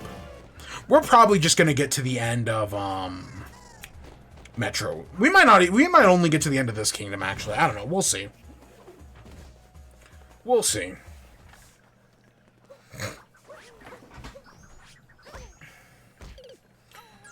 All right. So yeah, Pikmin 4, it's still great. One of the things I talked about last week was I was kind of worried, like, I've been using Nintendo Alarmo, right? I made that was my big twist last week, is that yes, I bought a Nintendo Alarmo back in October, and I have been using it since October. So I kind of made like the reveal, like, hey, I've been using it. I've been using the Pikmin setting.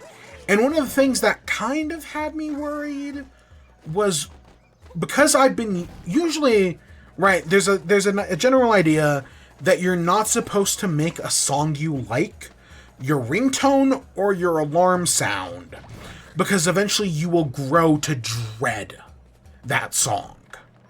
And that was kind of the idea, right? Like, oh, my one worry with Alarmo was, hey, am I going to dread hearing Pikmin music because I wake up to it every morning?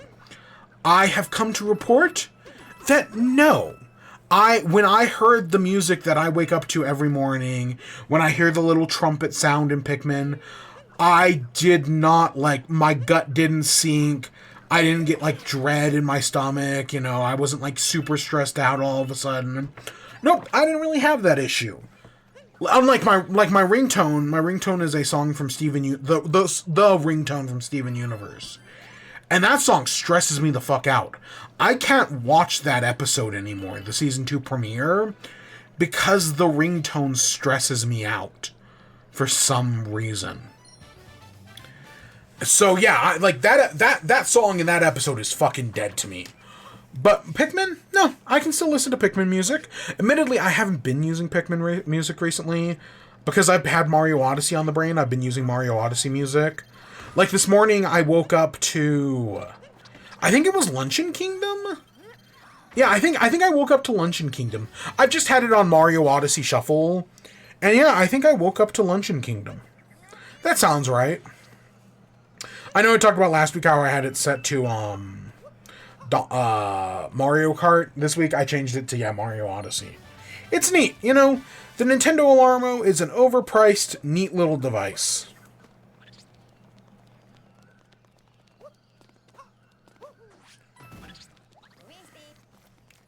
So yeah, that's the games I've been playing. I did say I had an anime to talk about. So what anime is that? So,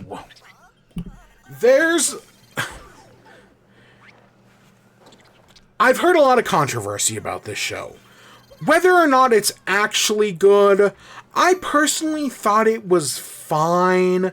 Like, I've seen some people talk about this show as if it's the worst show in the world. As if this is like the worst anime rom-com ever. That this is the one that killed the genre. I'm sure some of that is just people being hyperbolic. No, this isn't the worst anime rom-com ever. This isn't even close. I watched, Alya sometimes shares her feelings in Russian. Or, Alya sometimes hides her feelings in Russian. The basic, it's something like that. Alya, I think it's Alya. The basic premise is it's this girl, right, she's part Japanese, part Russian. At least I'm pretty sure she is. She's living in Japan, and she can speak both Japanese and Russian. She sits next to this guy who she has a crush on. Because it's a rom-com. And while she acts tsundere towards the guy, right? Like, she pretends to hate him, pretends to make fun of him and whatnot. She shares her true feelings in Russian, where she admits that, no, she actually loves him, that she thinks he's cute, that she wishes he'd spend more time with her, so on and so forth. But the twist is that the guy speaks Russian. That he had a childhood friend who was Russian, so he basically picked up the language. Shit, I got kleptoed. I forget that every time you die, he respawns. God, I knew I shouldn't have done Under the Bridge. So yeah, that's the basic premise, right? It's this guy who understands Russian, the girl doesn't realize it, so she keeps confessing her love to him in Russian, and he has no idea. I think that alone is a decent concept for a show. Like, because I heard about the manga before I did the show, again, like Broken Daydream or somebody like that. And it was like, yeah, that sounds like a fun idea. Again, where he knows and she doesn't. That's a good idea for an anime, for a manga. Especially like a 4-panel comic. But that was like the thing, like, I think that's a good idea. But where do you go with it from there? And there, of course, there's some weird shit. The main character has a sister. And outside of their whole family drama thing, which I'm not even going to get into, there's also, the sister's kind of incestuous, She wants to sleep with the brother. Like, is it as bad as fucking My Girlfriend Is a Gal? Not even close. That show is still one of the worst. But that's not a... I mean, the only reason I kind of am like, this isn't the worst thing in the world, is because at least the sister's kind of funny sometimes. Like, the sister's whole gimmick is that she pretends to be like a prim and proper girl, but secretly she's like a deplorable weeb.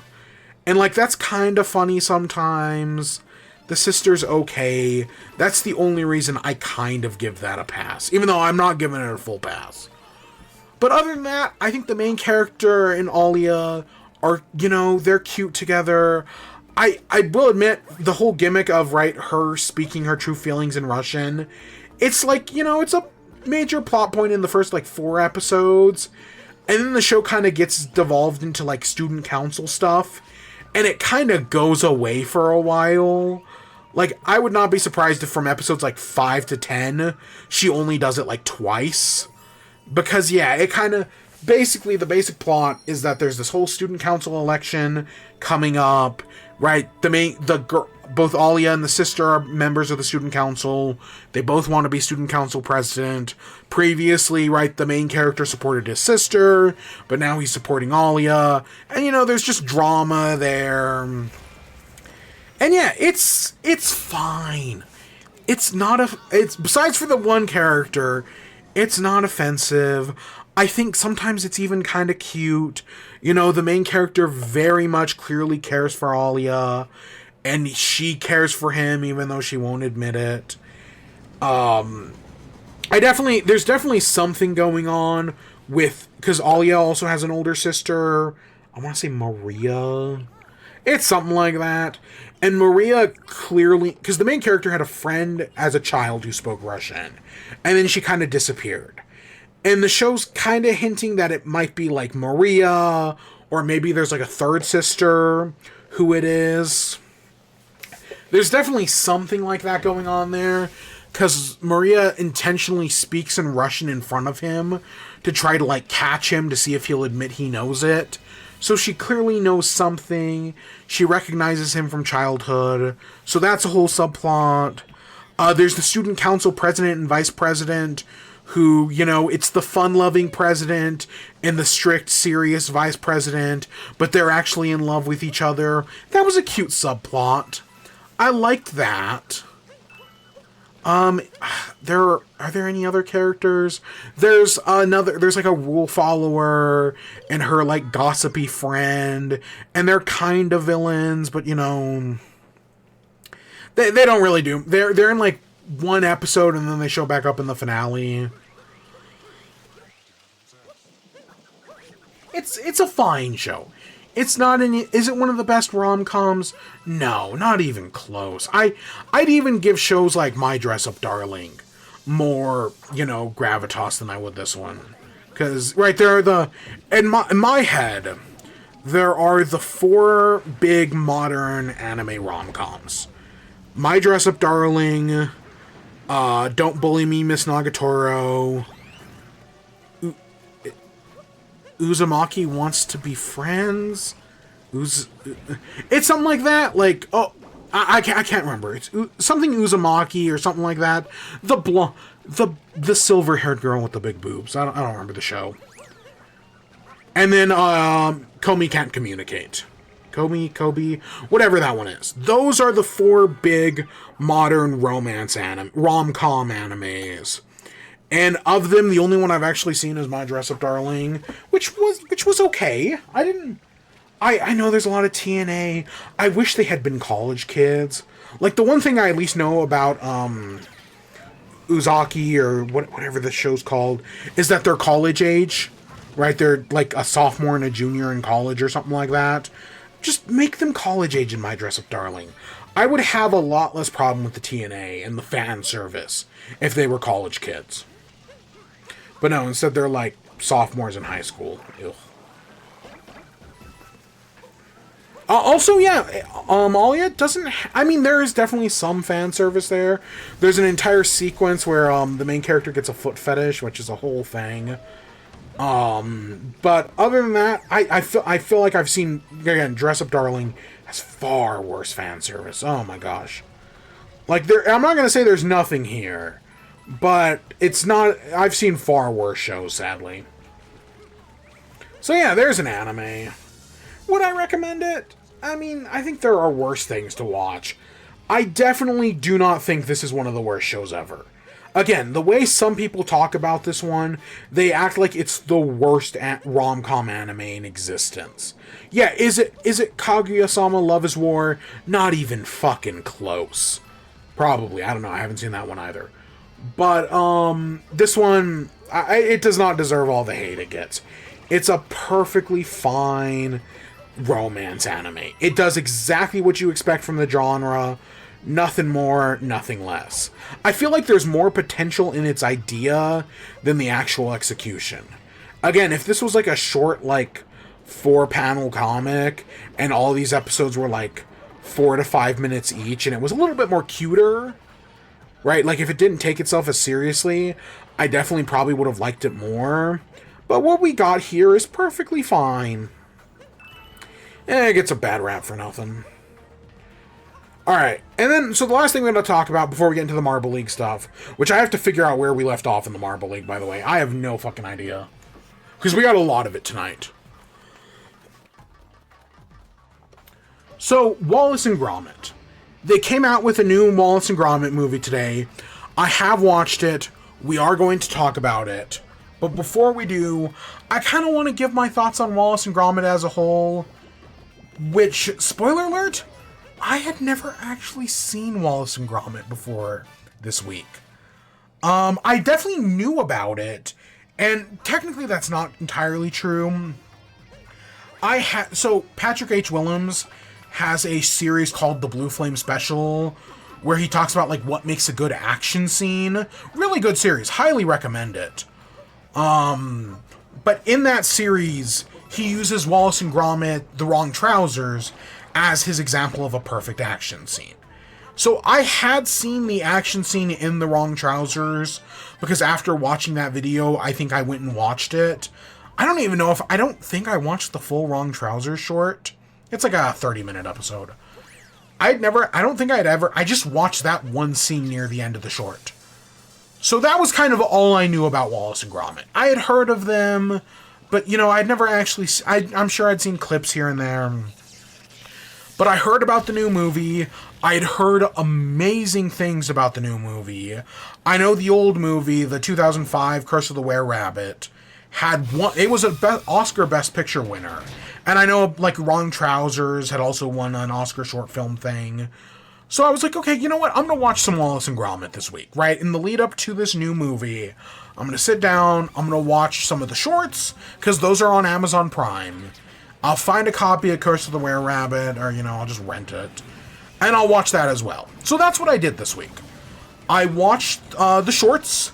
The first one, the one on the moon where they go to get cheese. That was cute. That was fun. Yeah, I liked it. It's from 1989, which kind of blows me away. But yeah, it was good. I liked that one. And then, of course, the second one, The Wrong Trousers, was, again, it was this is why I don't think I'd seen it, because there were some things I didn't remember in it. So that's why I don't think I've ever actually watched the full short. But I really enjoyed the Wrong Trousers.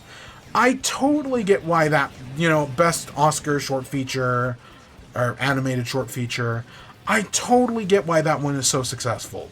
Why that's the perfect action scene. I thought it was fantastic. It was funny, it was interesting. Definitely, from the first one to the second one, It's definitely, like, you see the improvement. They've gotten better. You know, the animation's very similar. Like, it's not a huge improvement between the first and second short, but I really enjoyed it. The third short, also fine. Yeah, I don't really have much to say on that one, because the main one, I was worried about the first two.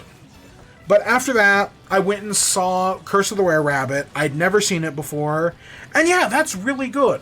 I want to say it's a DreamWorks movie, technically. They produced it, helped on it. I don't know the exact details. But I'd never seen it before. Because as a kid, the only Adderman movie I had ever seen was Flushed Away. And I'll be honest, as a kid, I didn't really like Flushed Away. It was fine, but it didn't blow me away. But I'd seen Flushed Away. I was not a fan of Chicken Run. I was not a fan of Shaun the Sheep. I really didn't watch any Adderman. I watched more Studio Laika movies. You know, I love... Nightmare Before Christmas is good. Corpse Bride is good. They're... Frankenweenie, right? Frankenweenie was great. God, I love Kubo so much. Kubo and the Two Strings. And then Coraline. God, I loved Coraline when it came out. Oh my gosh. Don't even get me started on that one. But yeah, so I'd never really seen much Adderman. I know they're working with Pokemon in the future. But, right, I'd never seen Wallace and Gromit, Curse of the Were-Rabbit. And guess what? I really enjoyed it. I think it's very fun. It's very creative. Right, there's this clear... The stop-motion animation is so good. Right, it's so... Like, the way Wallace uses his inventions, it's just a lot of fun. Alright, I'm going to do one attempt on jump ropes for the 100. When I don't get it, I'm not trying again. But yeah, no, I really enjoyed Curse of the Were-Rabbit. I saw the twist. I knew there was going to be a twist. I was like, okay, there's no way they just created the Were-Rabbit. It's gotta be Wallace. At first, I thought they might have been, like, doing, like, a double mislead, that they're making you think it's Wallace, but it's not actually gonna be Wallace. And then, yeah, nope, sure enough, it was Wallace. And the scene where it's revealed, where he's confronted by, I think his name was Victor, the villain. It was a great, everything about it I enjoyed. The whole human rabbit that's turning into Wallace. That's the twist I didn't see coming. I saw Wallace being the Were-Rabbit. The rabbit turning into Wallace, I did not expect. But that got some good, funny jokes out of it. And yeah, I just really enjoyed it. I totally get how that won Best Feature. It's creative, it's fun, it's super entertaining. The comparison I kind of want to make is the Paddington movies. Like, is it as good as the Paddington movies? I wouldn't go that far. Same thing with the new one as well. Vengeance Most Fowl. I wouldn't say it's as good as the Paddington movies, but it's still pretty good. They're not too far. Currently, Vengeance Most Fowl has a perfect score on Rotten Tomatoes, which is like one of the only other movies I can think of that's done that is Paddington, which, you know, was the perfect movie for a while. Again, Paddington 2 specifically. Again, we talked about what makes something perfect earlier. Paddington 2 is a movie I wouldn't change a thing about. I think it's perfect the way it is. And I guess that's kind of how I feel about the new Wallace. I'm not going to go that far with the new Wallace and Gromit, but it's pretty fucking good. But yeah, no, Curse of the Were-Rabbit was good. The fake out death scene, I was like, I know they're not going to kill Wallace. He's clearly just asleep. You've got the cheese right there. Come on. I saw that coming. But it's a kid's movie. And as a kid's movie, would I have enjoyed this as a kid? I don't know. I don't know if I would have enjoyed this as a kid. That's the thing. Like, for what I liked as a kid, Wallace and Gromit probably wouldn't have been up my action. Even though there is, like, as a kid, I loved physical, right? Like, slapstick and physical humor. I loved Tom and Jerry. So, like, Wallace and Gromit definitely has that. But I don't know if I would have liked it as a kid. But as an adult, I can really appreciate it. I can appreciate all the work and effort that went into it. I think the slapstick, the British humor is all really good. It's really creative. And yeah, I think it was all really well done. So I watched that one yesterday. So today I was like, oh, I was super down. Like, yeah, let's do Vengeance Most Foul. Right? They're bringing back Feathers McGraw, the villain. One of the, yeah, again, an actually really iconic villain from the original short. And I was like, oh, this is going to be great. You know, there's this weird gnome robot. I'll be honest, I didn't even watch a trailer for this. I just heard that it was good and was like, yeah, that's good enough for me. That's kind of all I need to know, is that this movie is good. And it is amazing. The slapstick, the action, the comedy, it all works really well. It confirms my hatred of gnomes. I fucking hate garden gnomes. I blame Goosebumps for that one. Reading Goosebumps as a kid made me hate garden gnomes. Garden gnomes are awful. They are miserable. I didn't have any in my parents' house, like, growing up. They did have one. My father had a Yankees one. Like, by the time I was in, like, high school or college, I hated it. Am I scared of gnomes? Technically not. Like, not in the same way I have, like, other existential dread, but I fucking hate gnomes. I threatened to smash that thing so many times. I fucking hate gnomes, man. So this movie, you know, with, Normbot? I think it's Normbot. Yeah, Normbot the gnome. I was like, oh my god. And when it turns evil, I was like, yeah, it's gonna turn evil, because fucking gnomes are evil, man. I'd take a dwarf or a leprechaun any day of the week over a fucking gnome. Ugh. But no, the movie is really good. Let's just be honest here. I really enjoyed it. I'd compare it to Paddington 2. Yeah, no. Like, do I think Paddington 2 is better? Yes, but it's still really good. And in the way that Paddington ends with a train, right? Paddington ends with a fantastic action scene on a train. Wallace and Gromit, this one ends with a fantastic action scene on a boat. It's really good. I really like Wallace and Gromit. There are some ways where this new movie is kind of like a spiritual successor. It's not a retelling of The Wrong Trousers. Like, they don't retell the story, but there are clearly certain elements where it's like, okay, you know, they've got these new gnome, right? In The Wrong Trousers, Feathers McGraw kind of replaces Gromit. And so in this, the gnome bots kind of replace Gromit. Right? And Gromit doesn't trust them. He doesn't, like, fully move out like he does in The Wrong Trousers. But, like, there's clearly this level of, like, distrust, you know. Do I want to go full spoilers? Let's do some spoilers. There's a point where Gromit, like, is investigating the gnomes, and they've stolen all this stuff, and they're building something underground. And I was like, oh, it's going to be a giant gnome robot. You know, it's going to be the Gravity Falls giant gnome. No, they just built a submarine? And I was like, I don't think it's bad. It was just kind of like, I don't know, I guess I was expecting more. But no, what is there is good. Feathers McGraw, without speaking a single line of dialogue, is a fantastic antagonist. Admittedly, I thought he was going to do a little more in the movie. Like, you know, you're bringing back your main, one of your, you know, again, a super iconic antagonist with a great design, a great execution.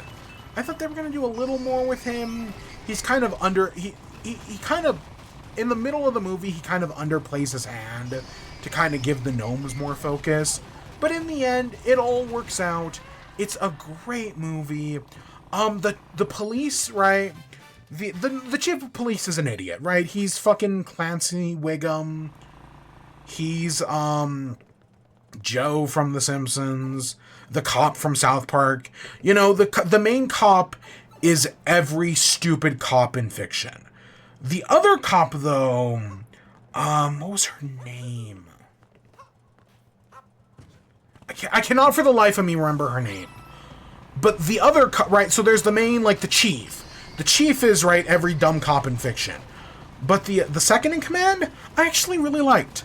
She's earnest, she's just trying to do her best, and she's working around an idiot who's less than useful. I actually did like her. Still A cap. But no, it was a really good, really fun, really creative movie. I totally get it. Right? I totally get why this thing has a perfect score on Rotten Tomatoes. Would I give it a perfect score? I mean, maybe? Okay. I've done all this talk about perfection.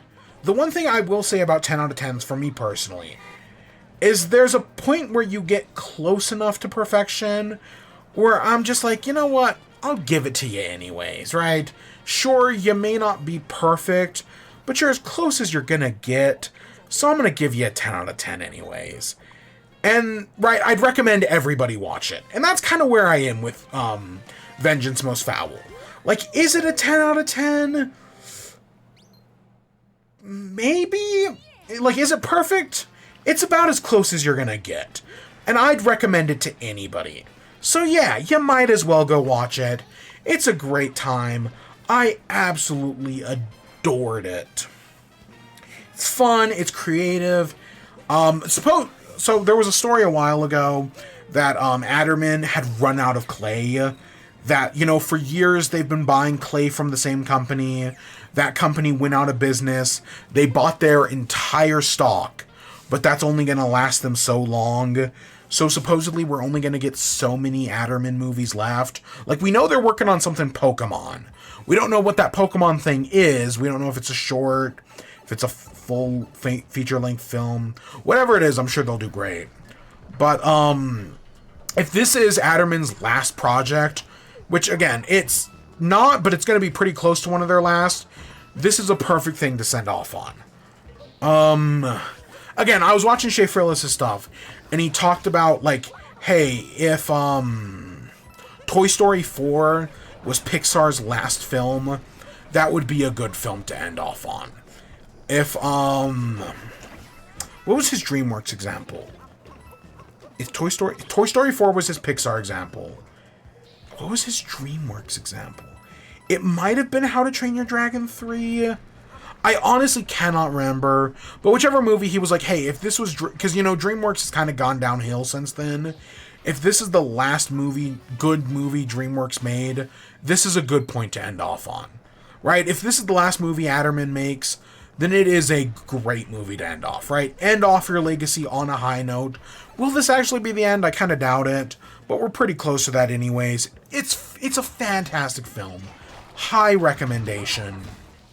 It's on Netflix as well, right? Like, I legitimately... Like, I always talk about every year I'm going to get rid of Netflix. But then every once in a while, they put out some shit like this. And I'm like, fine, you get me a little longer, Netflix. But one day you're going to pull some bullshit and you're going to be dead to me forever. But, they got Wallace and Gromit. And it's great. Yeah. This is... Again, I'm just going to give it a 10 out of 10. It is a 10 out of 10 recommendation from me. There is, even if it's as close to perfection as you're gonna get, and you're almost guaranteed to enjoy it. It's fantastic, it's funny, it's creative, it's got good action, it's got heartfelt moments. I really enjoyed it. It's creepy, it's a little weird. I was kind of worried about the message for a little bit there. I kind of thought, like, for a sec, because Wallace and Gromit, from what I've learned about in the past week, they seem very much to be about, like, the creativity and, like, the goods of technology. Yeah, sure, does the technology blow up in their faces, right? The wrong trousers gets used against them, the weird robot vending machine on the moon, parking meter, whatever it was, the whole mind control device in Were-Rabbit. Like, yeah, technology backfires, but there's still so much good from technology.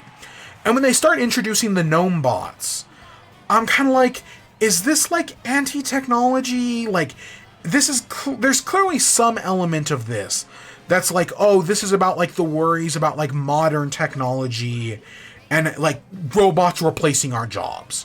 Like, there's clearly some sort of metaphor here about robots taking our jobs and how, you know, they can be turned against us, how they'll do a subpar job, you know, they may do something that looks good, but it may not be what we want. And while the movie has those elements, at the end of the day, I really do feel like, no, it does not end with that message. They do something interesting in the climax that I'm not going to spoil, where it's like, no, this is not an anti-technology, this is not like an anti-AI thing. There are elements of that, but it's all about the people who use it, right? Hey, you know what? This stuff can be great if it's used for good. At least that's how I'm choosing to interpret it. But yeah, fantastic movie. Wallace and Gromit. I cannot believe I've never watched... Technically, the other Adderman movie I'd seen before this was Early Man, which was the one about Neanderthals playing soccer, which I saw because of MoviePass, but I had honestly completely forgot I watched it. Because I think I saw Missing Link around the same time, and while that one is also kind of forgettable, I liked that one more, technically. I just kind of forgot Early Man existed. And I've never seen Shaun the Sheep, I've never seen Chicken Run, but I do want to watch that Pirates movie. The pirates and pretending to be scientists or whatever. I do kind of... Again, Shea Frillis, listening to him talk about that one, I was like, oh, I kind of do want to watch this. Too bad it's not on any streaming service or anything. But no, I'm glad I finally got to watch all these Wallace and Gromit things. They're totally worth it. Yeah, and they're all on streaming services except for Were Rabbit, which I just had to rent. I rented on a streaming service. I rented on Amazon. But same difference. So we're going to do, after we finish up the festival here, we'll deposit our moons and then we'll end off. And then we'll deposit our moons, and then we'll do Marble League. I gotta figure out where we left off, because I have no fucking idea. I really should figure it out. I think we have like 6 events to do. I'm looking into that. I'm trying to right now. No, that was the last one. I love this festival moment. Like, on it, like, I talked last week about how Astrobot, the ending of Astrobot makes me cry. The festival is what makes me cry in this game. Right? Like, that's the closest I get. Okay, we're doing events 12 through 13. Okay. I was way off. I thought we were in 9. Shit. Whatever. Yeah. So yeah, I think that was great. I really enjoyed, I really enjoyed that. Do highly recommend. Yeah. Alright, let's deposit our moons, and then I'll pull up the Marble League somehow.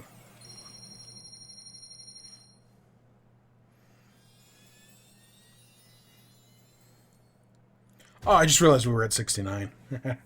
Nice. Odyssey has been powered up.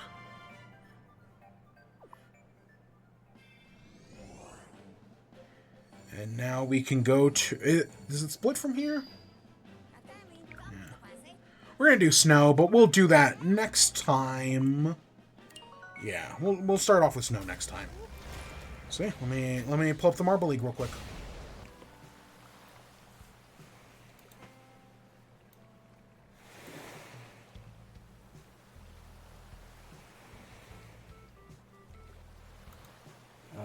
Give me a second.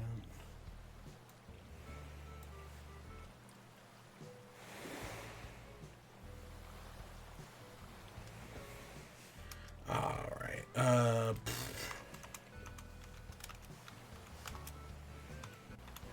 Okay, something like that. All right, let's see here. Marble League.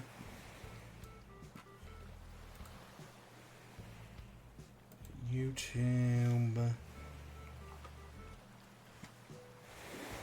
Wow, kind of funny, still going.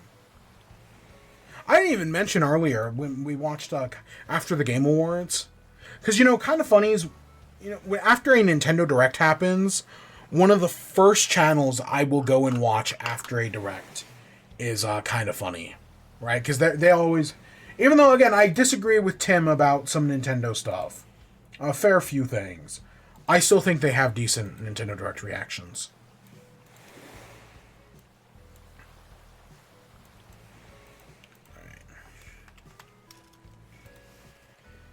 Alright, so we're here at Event 12.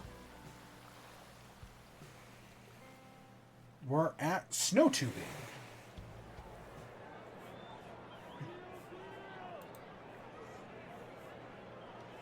Yep, we have audio, whole kit and caboodle. Somehow we've gotten down to the I'm going to turn it up a little bit. I don't remember where we kept it off previously. Winter Marble League So, it is still Sad Boy Hour. Guess what? We're still getting our asses see our standings currently, right here at Event 12, we are at, or before Event 12, we are in 11th, or 14th, I mean. We're after the 11th event, we are in 14th place. That's pretty fucking bad. Things have not been going well for us here at Team Galactic.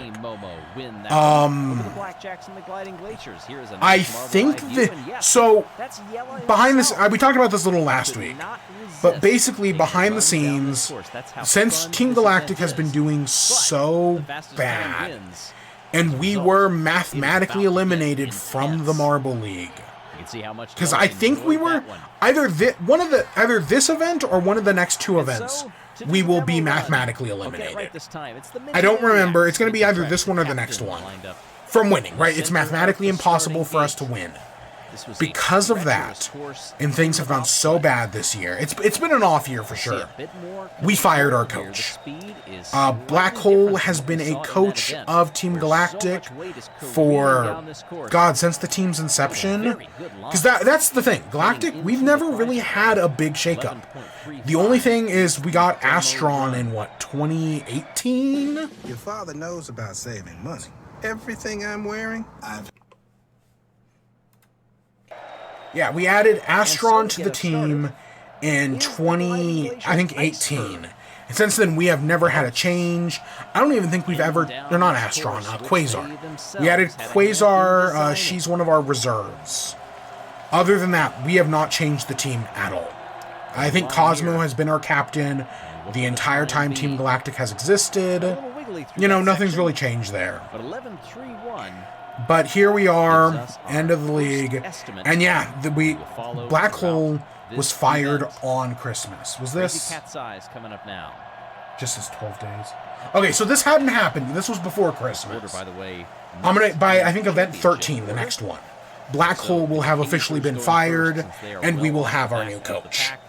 Her name is Celeste. She is the new coach, and I'm just going to make the headcanon right now that she is trans. Because you can't name somebody Celeste without that being like the second thing that comes to mind. The first one being the video game. So I'm going to call forth that headcanon right now. You can do you. But I'm going to say, yeah, Celeste is a trans femme coach. And she will hopefully lead us to victory. But I don't want to look past what Black Hole did. I'll be honest, I have not been paying attention to what's actually going on this entire time. I just kind of want to talk. I don't know if we've gone yet. We might have. I don't think we do great in this event. Because, you know, again, things have not been going well for us this year. We are in Sad Boy Hour. But, those runs also looked a bit hectic at times. You know, again, I gave Black Hole an in memoriam as if he died. Right, I looked back on it. Black Hole was a good coach. He's done some great work over the years. Admittedly, we never won a Marble League under Black Hole. But we came in second one year. I think it was second. We might have come in third. We did really well one year. We've had some good Marbula 1 runs. You know, Black Hole got us a good few medals. We are the fourth ever team to break 1,000 points in the history of the Marble League. That's a big achievement. You know, that fucking matters. I mean, yeah, it's not podium, but you know, it's right there. You know, it's Team Galak 5th. But for being Team Galak 5th, you know, being the 4th team to ever do that means something. At least I like to think it does. So that's kind of where we are, you know. I get somebody had to take the blame for what happened this year. It ended up being the coach. I hope the players are able to come together. And, you know, well, this year may be a bust. Maybe next year will be better. You know, maybe things will go better next year. The Marble All-Stars has been announced. Admittedly, we know nothing about it. We don't know what teams are in it. But I think Galactic is basically guaranteed to be in it. Here's the Green Ducks. Oh, things are not... You know, things are going really well for the Green Ducks right now. They're not going to stay great. I mean, they're still a good team. Green Ducks are still great. They've had fantastic performance this year.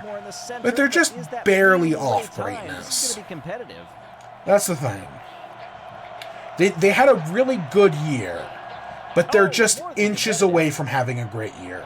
I say that as if they didn't just come in first. Right? I say that as if they didn't just do great. No. We'll get to it all at the end, obviously. Oh shit, I just realized it didn't split. Oh, fuck. Oh, more 0-9 to get some good points and a medal before the end of this marble. We're getting really high on the wall there. Are they just throwing this down with reckless abandon? What does this work out to in time?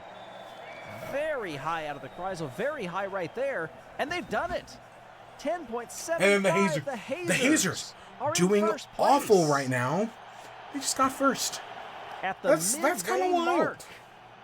So no, we haven't. Can you believe it? Let's see how they fare in the rest of the competition.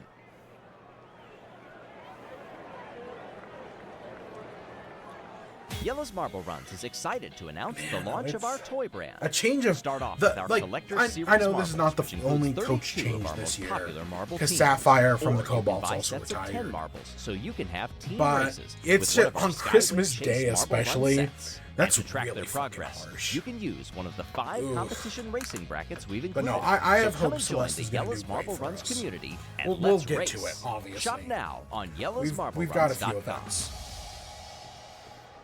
I know we're getting very close to the holidays, but it's never too late to give the gift of your because we would have watched this last week, but you know we had so much going on last week that I just didn't want to make the stream any longer than it was. Because it was already a very and the Hazers laid down an absolute belter of a lap. Ugh. Let's see what they can do for the Chocolatiers. Our winners in the short track. This track a little. I didn't have any food stuff this week, but Whataburger announced they're doing a Mexican hot chocolate. No, that is wrong. I did do a food thing. Oh shit! I just remembered. I did do a food thing. Oh. After 9 runs. Whataburger, which is, you know, I have shaky feelings on Whataburger. I definitely feel like their quality has gone down since COVID, significantly. They're doing a Mexican hot chocolate shake. That sounds great. That sounds great. They're bringing back their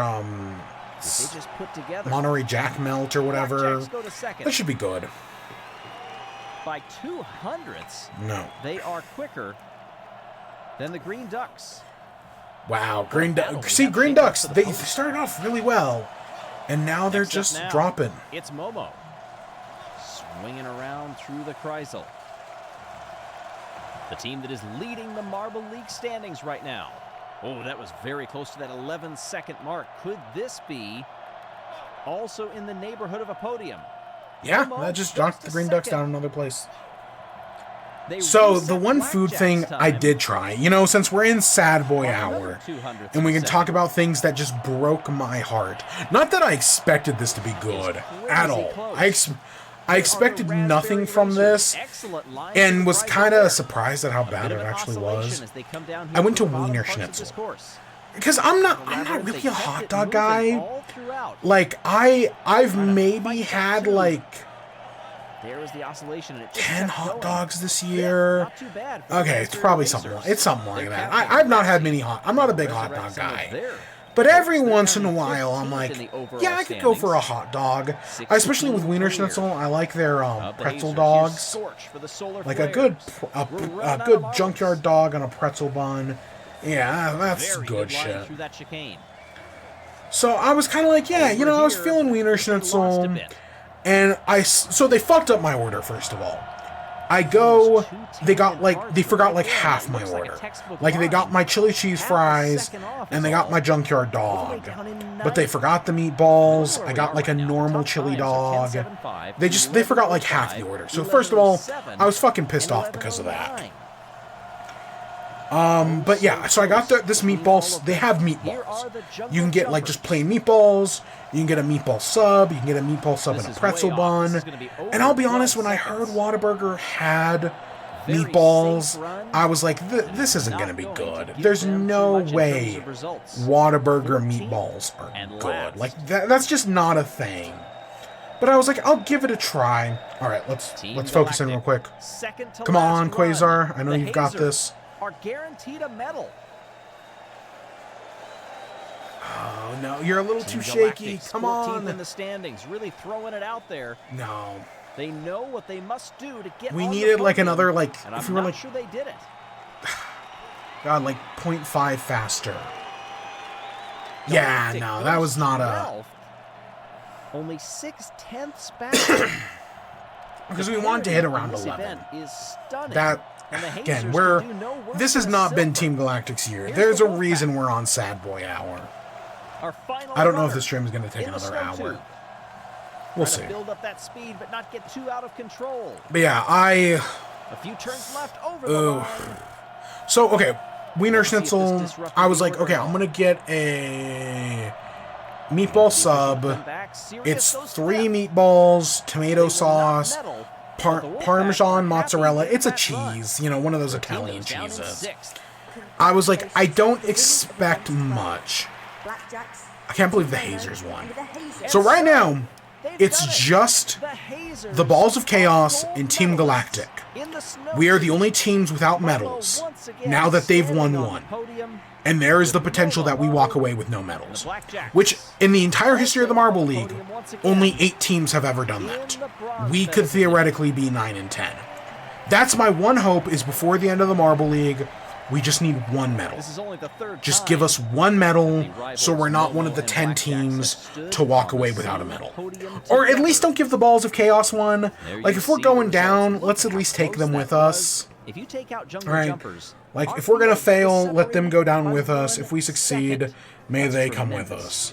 how do things shake up? Maybe that's what I'm Gonna gonna be good say. for Momo up top. Yeah, they don't move. Because that just dropped us down to Not many last. do, only Hazer 6 winning a teams medal move. there The is Hazers huge for do them. get off of last So we place, are and not now mathematically there are only 2 eliminated teams as of this that event, have not but we won will a be by the medal. end of the next one. Well done to the Okay. field for that stat, by the way. It's gonna happen. Momo over Black.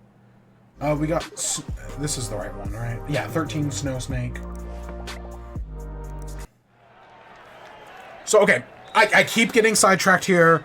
Awful meatball sub. Was awful.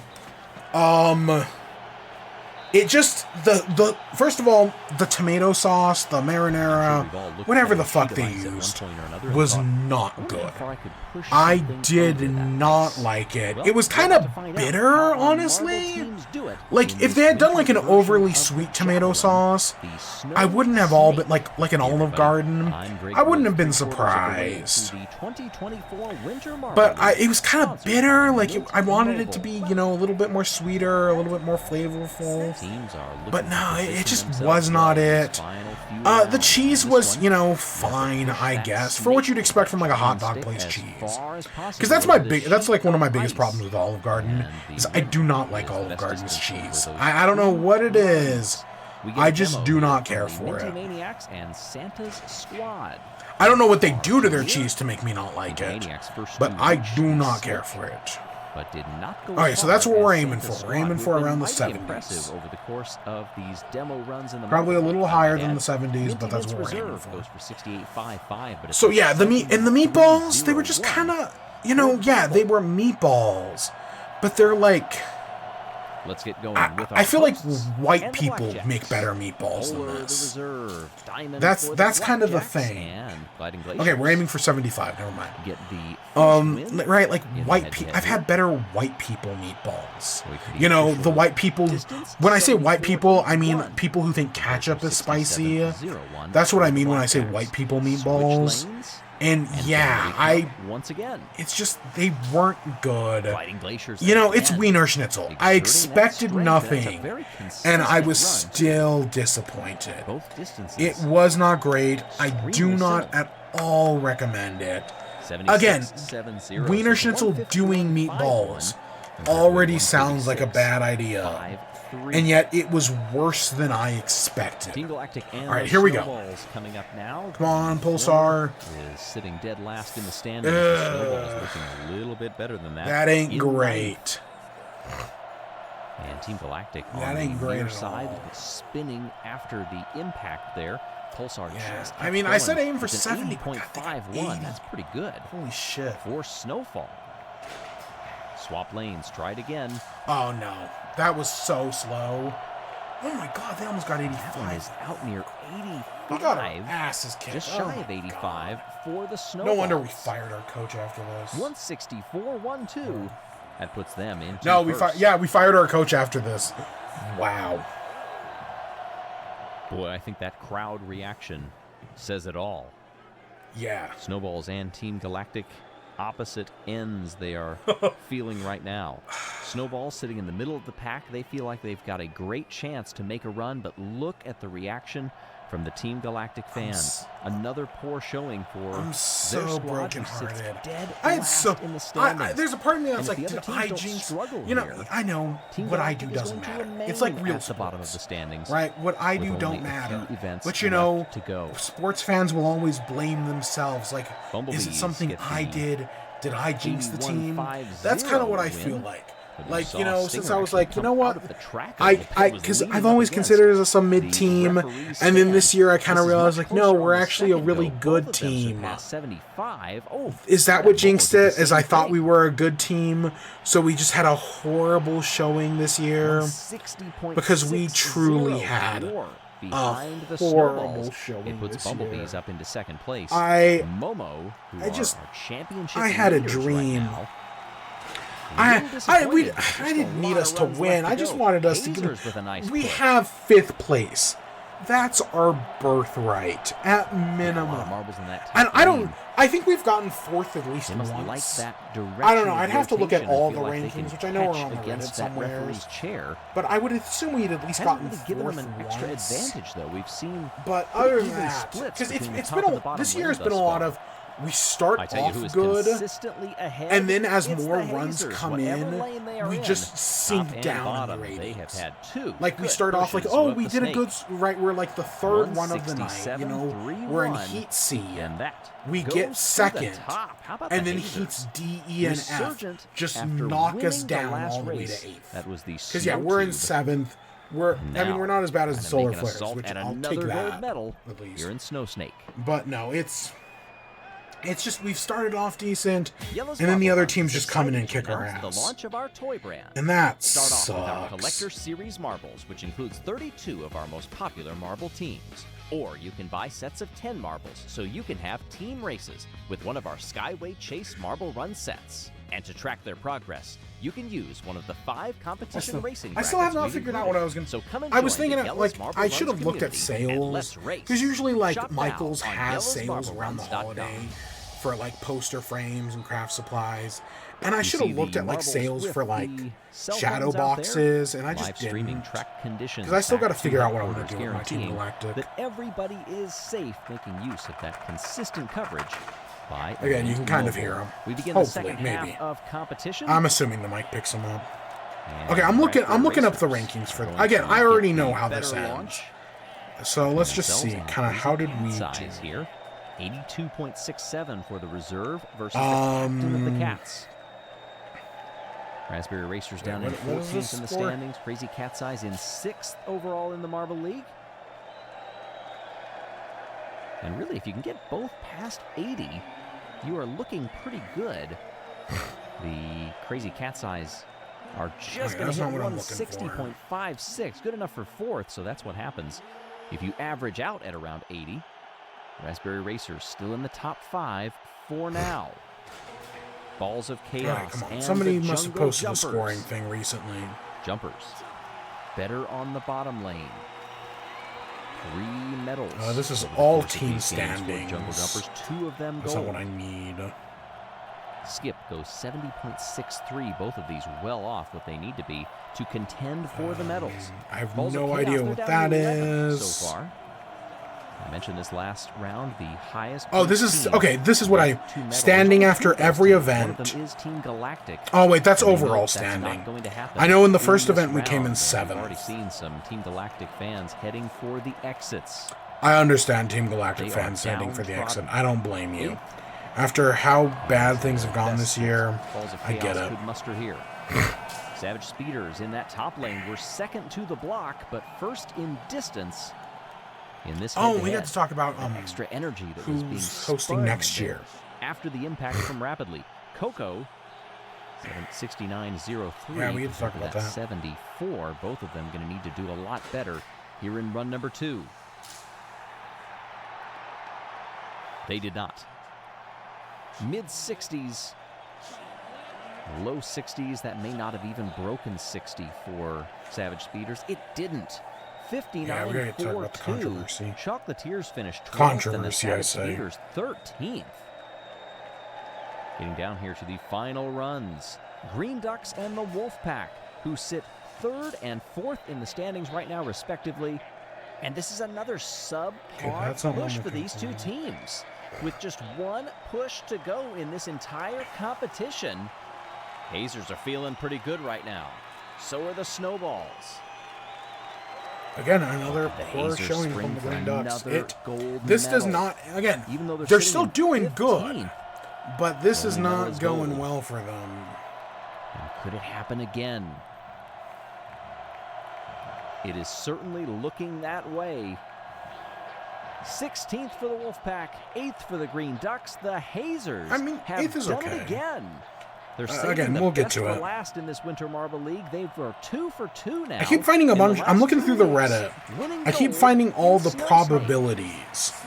I see the probabilities. I see the linear scoring. But that's not what I Snowfall want. gets the silver, and Stinger gets the bronze.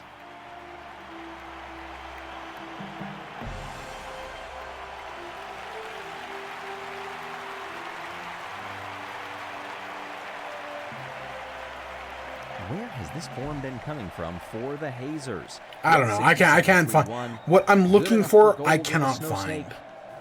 And they are It'll be in the 3 final centimeters event. clear of the Snowballs. Bumblebees get the bronze. To Crazy a Cat's win Eyes just miss out back after to racing back in for the fifth. Hazers. The Wolfpack From down having no 16th wins, being the and worst dead team last. this year, until the Galactic, I know, said very they were end. very disappointed. Well, Right they here, finished right last. before, They were actually events 12 not and bad 13. position. Oh, but they are in They a bad came position in, here.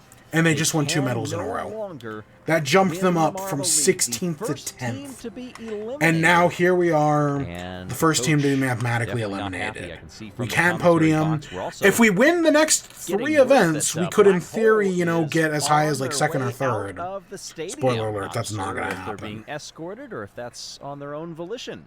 But either way.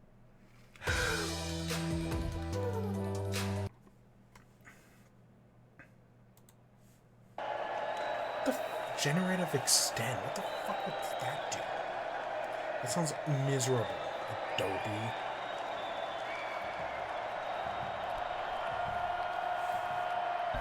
The final quarter of the 2024 Winter Marble League, sponsored by Mint Mobile, began with the Snow Snake and the Hazers capturing their 2nd gold medal in a row to resurrect their chances and make a run for the It's been a championship. wild run for the Hazers. Starting today, the skiing rally, the final 3 events of Just these doing that games. last back-to-back And Team gold. Momo extending Wild. their lead, 154 to 139. And again, it's only us and the Balls of Green Chaos, Ducks only racing teams without a outside medal. The Snowballs rounding out the top 5. Team Galactic down there in the bottom of the order. They cannot win the Marble I know League. we They are can't the win. first team to be eliminated mathematically, although they can still podium if they make one heck of a run through these final few events. Where is... I swear this should exist, of just like, hey, this is every team. Try to make their way to the bottom. So this is our first event with our new coach, as far as I know. This is when Celeste comes in. Again, I have hopes for her. I think she'll do good. And today we do a lot of side to side. The Minty Maniacs, whose fans have been cheering throughout these games, mostly in the demonstration runs for their team, effectively co-hosting with the Gliding Glaciers here. And they will show us what this event is I guess I should talk about my thoughts on this year's Marble League.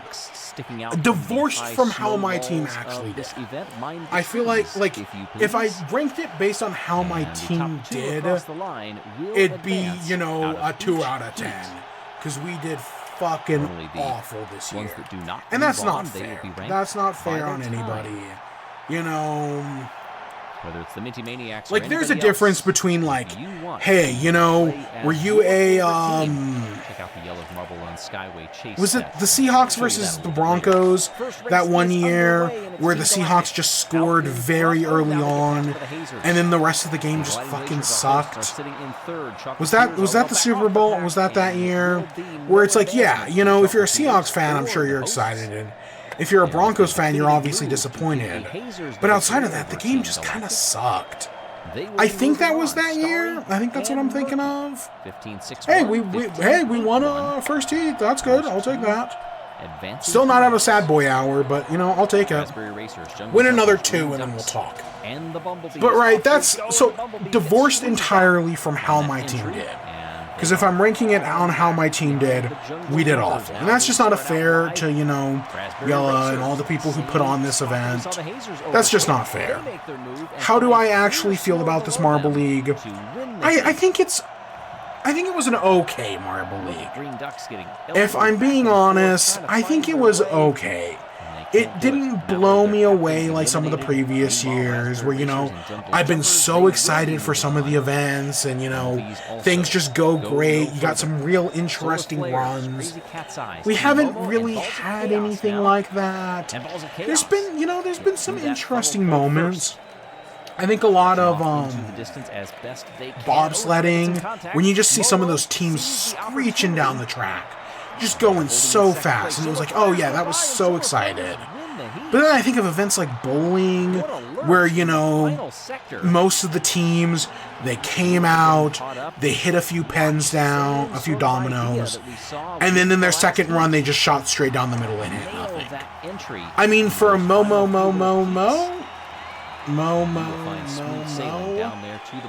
that was fine. Right, they came down, they hit a bunch of pens, their second person didn't get a single one, and they still got a silver medal. So that's fine.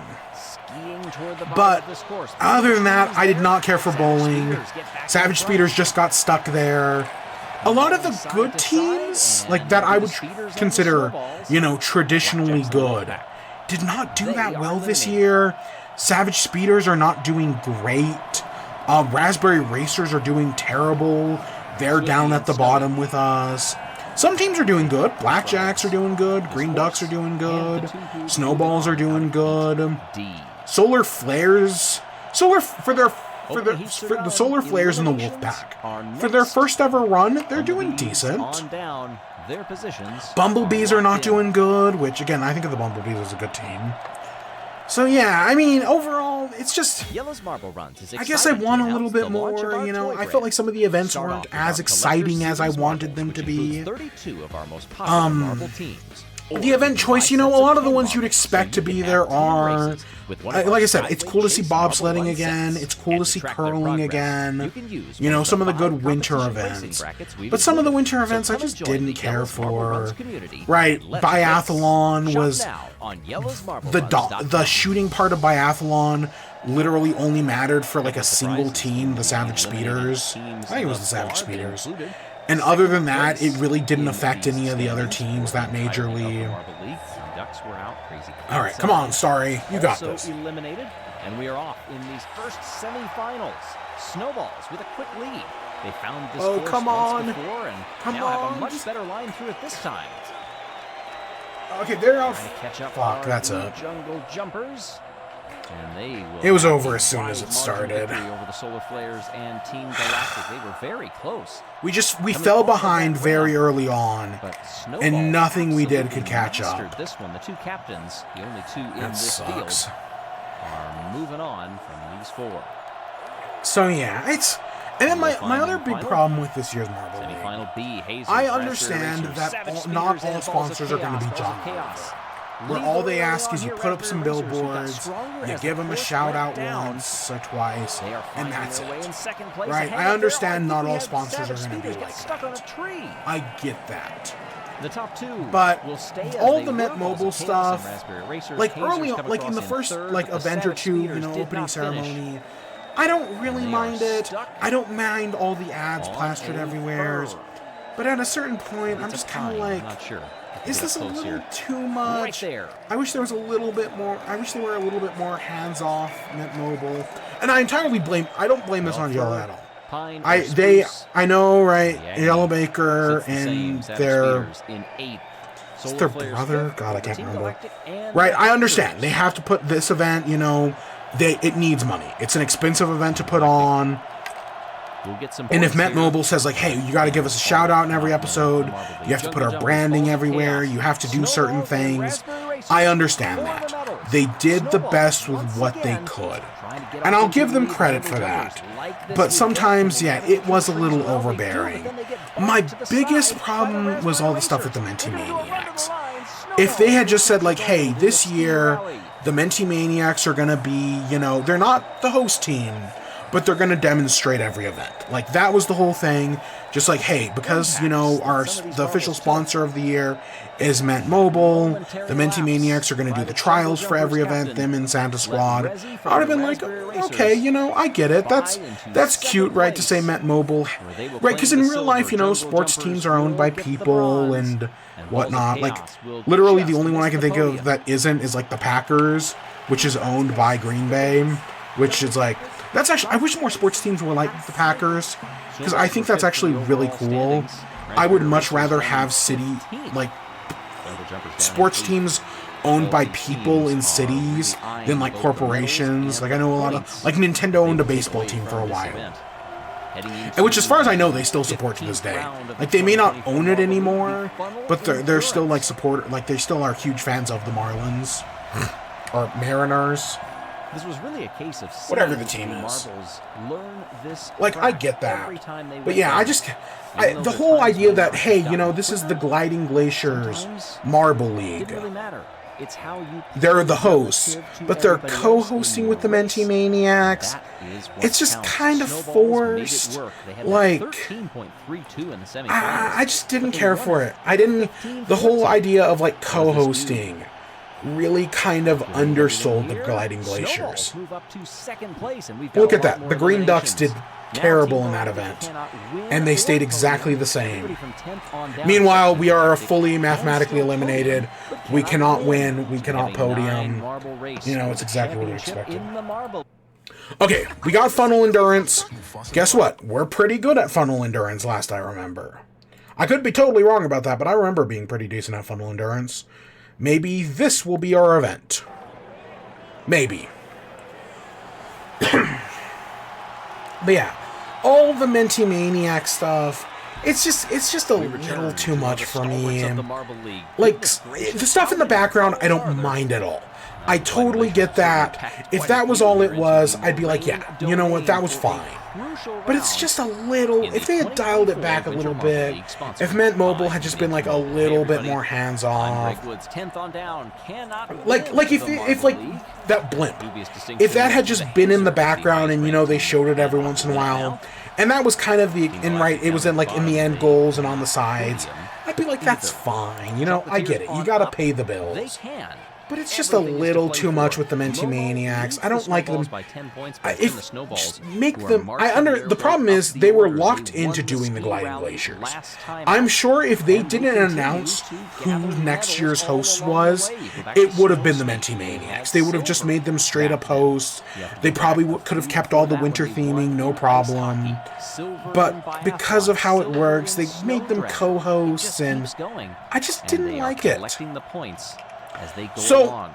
with this funnel endurance, the thing is, so they've got the funnels like you'd expect, but they've got these like little tabs in them that like the marbles can hit. I don't remember that in any previous funnel endurance. It might have been there in others. I don't remember them, but that's what's going to fuck us here. That's... I want to say a big thank you to Mint Mobile for sponsoring these games. See, Greg Wood's saying, like, hey, thanks Mint Mobile for sponsoring us. Give them some thanks in these. I have no problem with that. Him saying that every once in a while, that I get it, right? You gotta pay the bills. But there's just a little too much. Now we call this the funnel. Oh, that's what I'm talking about. Look at that. Come on. In the same place. Oh, baby. Interesting. Of course, I'm still not off Sad Boy Hour. If you are just joining us that's in these videos, oh, that's so good. In them the longest. So our leader is the marble that is highest up the course at any given time. On the flip side, we're doing so good. Gliding glaciers on the far right of your screen, they are effectively in last place. Who is running? Because they are moving through this funnel endurance event the quickest. Battle really tightening up. On the left side there, Bumblebee, Team Momo just dropped through. That is Team Galactic battling and fighting to regain the lead. Funnel endurance. We are running Quasar. Okay, she's running. Their reserve, Quasar, who's running that wide look, he just said it. Up above, joined by the captain of the Bumblebees, Bumble. See, I may be a fan, but I'm not that big of a fan where I just recognize the marble based on it. I can't do that. I don't know anyone who can do that. Still anybody's race there as we see the Blackjacks. Well, no, we're doing pretty good right now. I'm pretty pumped. Horizon. That point when you cannot recover and you will absolutely drop on through the funnels. Oh, and as I say that, so they go through one funnel very quickly. Look at that, we're a full funnel ahead. Oh, down you below, couldn't ask for anything better. They managed to keep their momentum going just enough to cede last place to Quacky of the Green Ducks. See, our one problem is we keep hitting those stoppers. I'm going to call them stoppers for lack of a better word. I don't know what they're actually called, but we keep hitting them, and they just kill our momentum. But other than that, we're doing fantastic. But hitting those little things are going to be the death of us. Nope, it will be. Green Ducks, they look to be circling next, and they drop on through. Galactic's lead is still one funnel. It's the top four that will advance, by the way, so you don't have to win. And if you are, we're we'd have to massively fuck up. And it seems like in these last few ones there isn't any stoppers. We'll be fine. We won. They will move on. This first, right? We won the first team. I will take that. Now Hart, of the Blackjacks, drops on through. We're free. After doing so bad, we finally did pretty good. And it's not going to last, obviously. But for the moment, a fantastic... Watch the time. Listen, I don't need them to win. I just give me a medal. I don't want to be one of the only teams to not medal. That, I mean, we're not the Green Ducks. Come on, we can be one of the few teams. We can medal every year. We'll be fine. Bargy up there with the Bumblebees and Team Galactic. When you throw Look at that. That's great. We almost broke 3 minutes. Wolfpack, Green Ducks, and Gliding Glaciers, they are it's eliminated. Exactly what I wanted. Disappointing finish. Yes, finally, some hype, some cheering. It's been such a hard run. Things have gotten so bad. In this case, and just one good run. That's all we need. We just got to make it through one more endurance.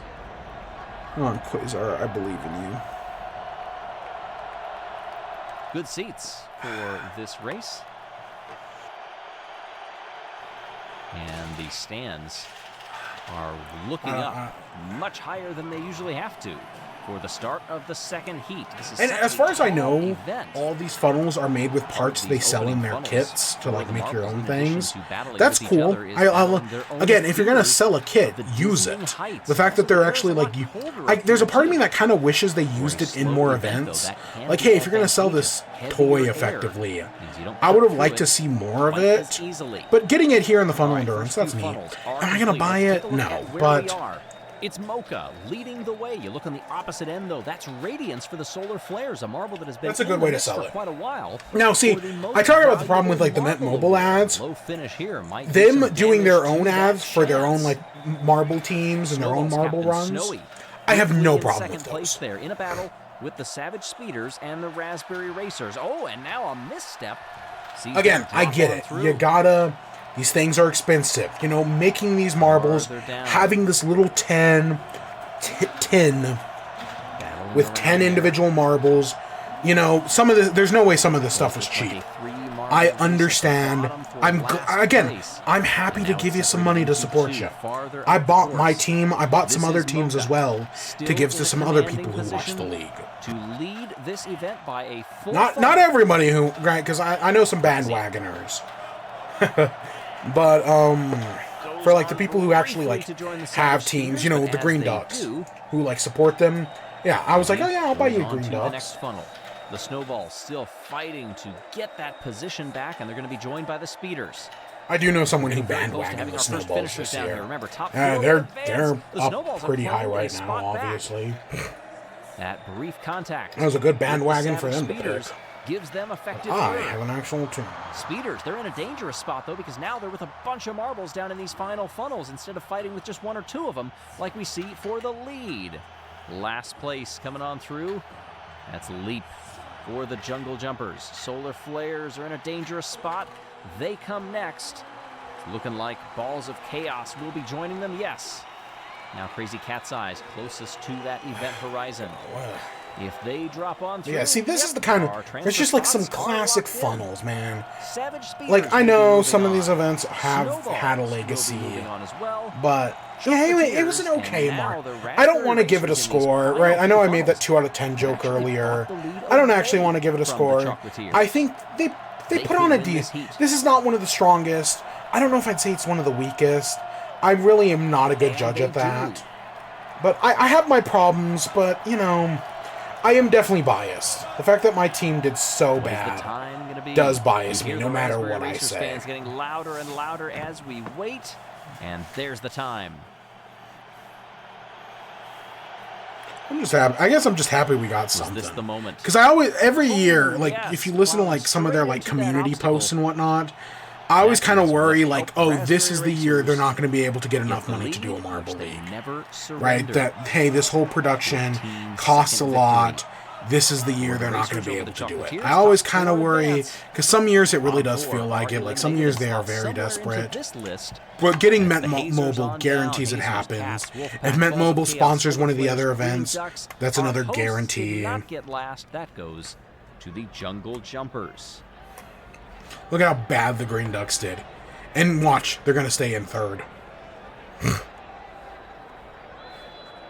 Oh, and here you can see some of the other teams that are look at, like, why haven't they done this before? Yellow's Skyway Chase like, set. Could you do a maze race where, you know, okay, in Mario Kart, there's a Yoshi course that's like Yoshi's Valley, where it's got like the path opens up and there's like 6 different paths you can take, and obviously some are faster than others. Could you do that? Like, have they ever done like a maze race before? I feel like that would be a lot of fun. Because obviously, right, if you're lucky, then your team's going to do great. But if you're unlucky, things are going to go awful. But I think a maze race would be a lot of fun. It'd be interesting, to say the least. Philosophers have long wondered, what do the funnels rest upon? It's a funnel under a funnel. It's funnels all the way down. No, we're back. These funnels will give us our next medalist in this second-to-last event of the 2024 Marble League. Down we go. Snowballs were leading and now are moving their way to the outside. They got very close to the drop early on. Okay, that's not great. Nicely. I'm worried, but you know, we still got time. We got plenty of time. And there's Blackjacks also fighting along with Snowballs.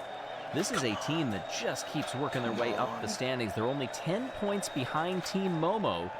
And where is Momo right now? Well, they actually just let a bunch of marbles go through. Look at this head-to-head battle between them and the Bumblebees. Literally We keep hitting that stupid other, thing. refusing to give any millimeters. Okay, we got a little bit there.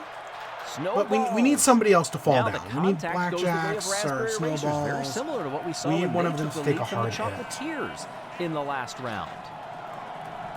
But no, I think we just fell Bumblebees, down. they are Oh, God. in last place right now, but they are joined by Yeah, the we Savage keep hitting Speeders. that stupid Oh, and thing. that hit on the obstacle And it's just only makes it killing worse most for of our Savage momentum. Speeders. There's Momo, And, our leaders in the Marble no. League.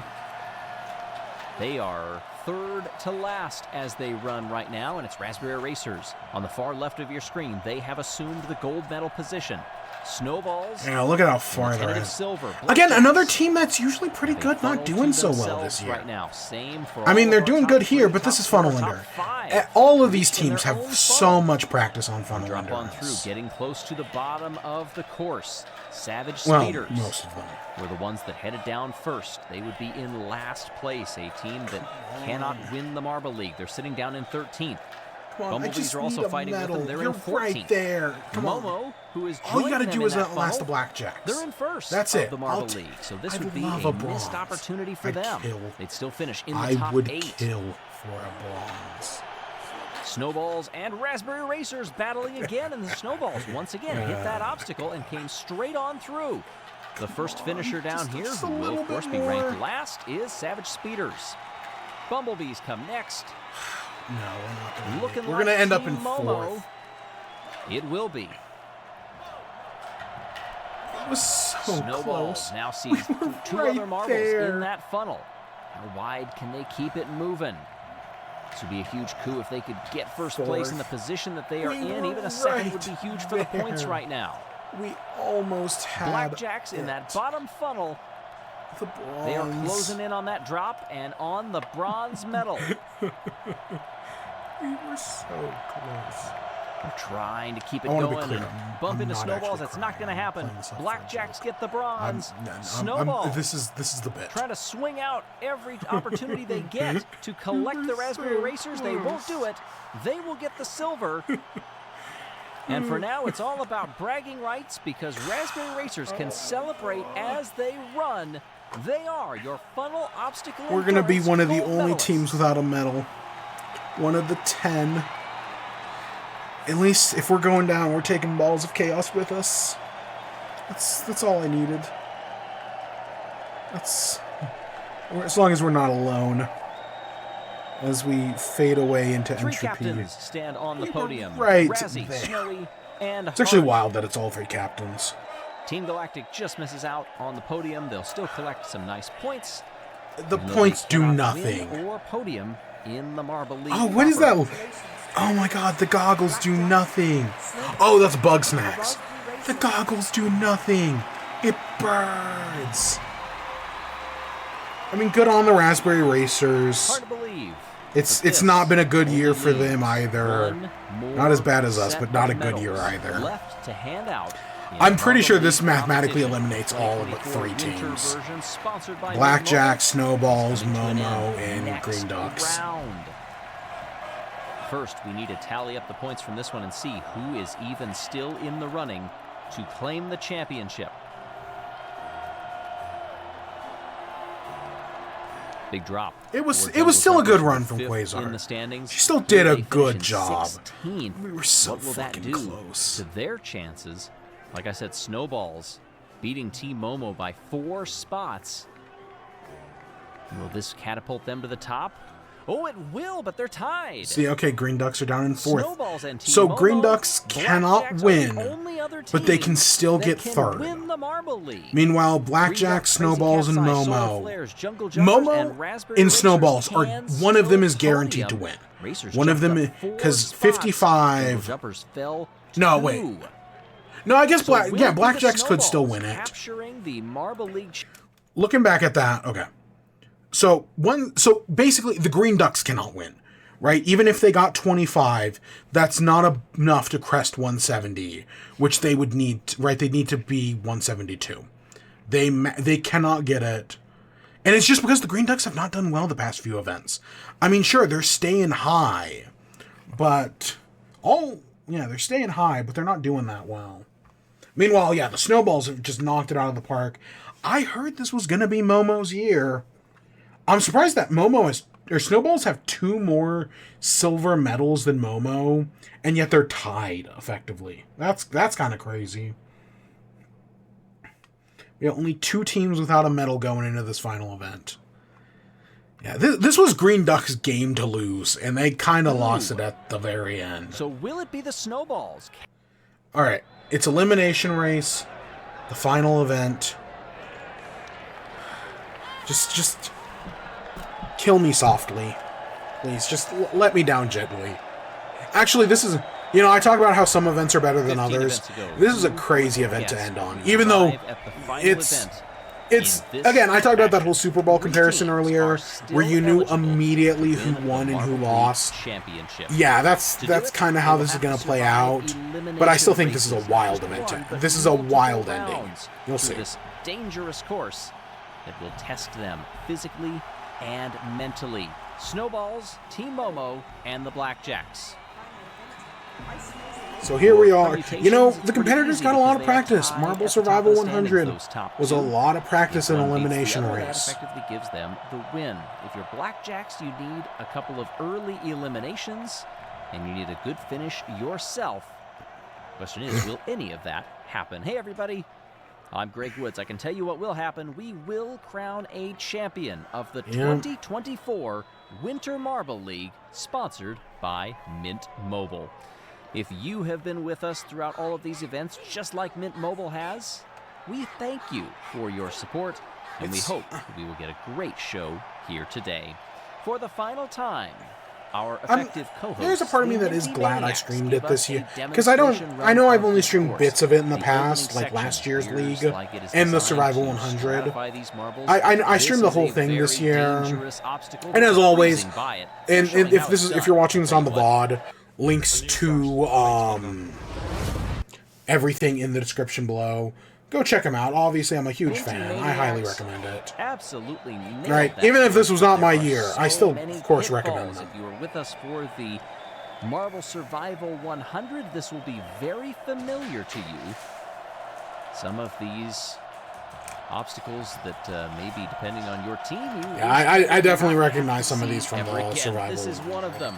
It's gone by many different names. The centrifuge. There is that swirling sign that can 6, not bad at all. You see the clothespin snappers at the bottom. Not bad at all. I'm not even going to count my chickens until we get to the Snowballs top. Every moment is a moment for failure. It'll matter when we get to the top. I did not see that one coming. But that's crazy. And the Snowballs again, I made the football comparison earlier. Right off the bat, Snowballs get eliminated. That guarantees Momo can... That doesn't... Okay, admittedly, the Blackjacks also have to lose. But as long as Momo makes it longer than the Blackjacks, that guarantees their victory. That's wild. That's actually wild. And the Snowball... And if the Blackjacks get eliminated early on, that guarantees the Snowball silver. Way up on the course. Take a fifth. Wolfpacker. Was that Blackjacks? Right. Wait a minute. No, Blackjacks have already finished. Coming across the line there, that is the Bumblebees. I think it's Astron running. You there, Blackjacks fans. I honestly can't remember. I looked earlier and I didn't see anything. I think it's Astron. I think he's the one going. Oh, got caught up on that small little block.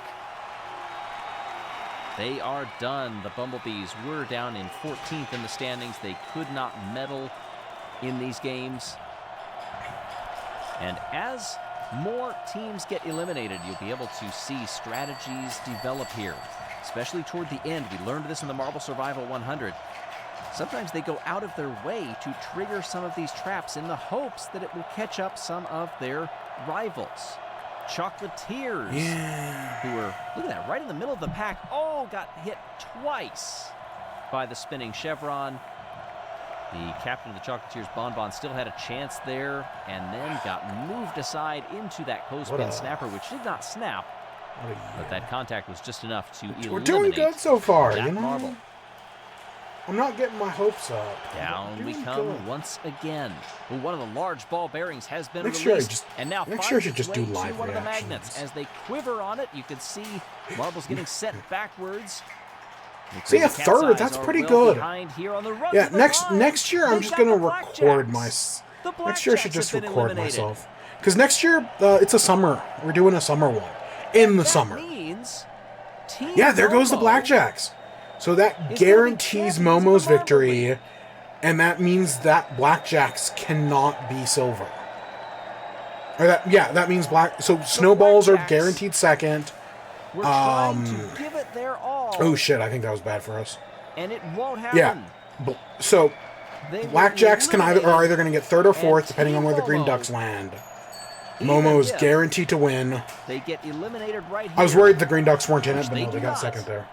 So this is really just, if the Green Ducks can hold up, they'll come in second. They need to do well.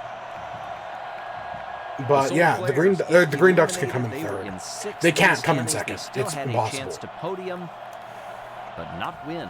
But the Green Ducks, yeah, it's gonna really. That's what this is. This is a battle for third place between the Green Ducks and Blackjacks. First and second are already decided. Green Ducks, final team through that funnel point. And that's not looking good for the Green Ducks. Ooh. He is tripping that centrifuge yet. There goes the spinning. Meanwhile, we're flying through this pretty well. Yes, and there you go. The Green Ducks got fourth. They were really hoping for a podium Man, this here. this was their game to lose. Both they were doing. The they were in the top half as a whole. They were in one, 2, or 3.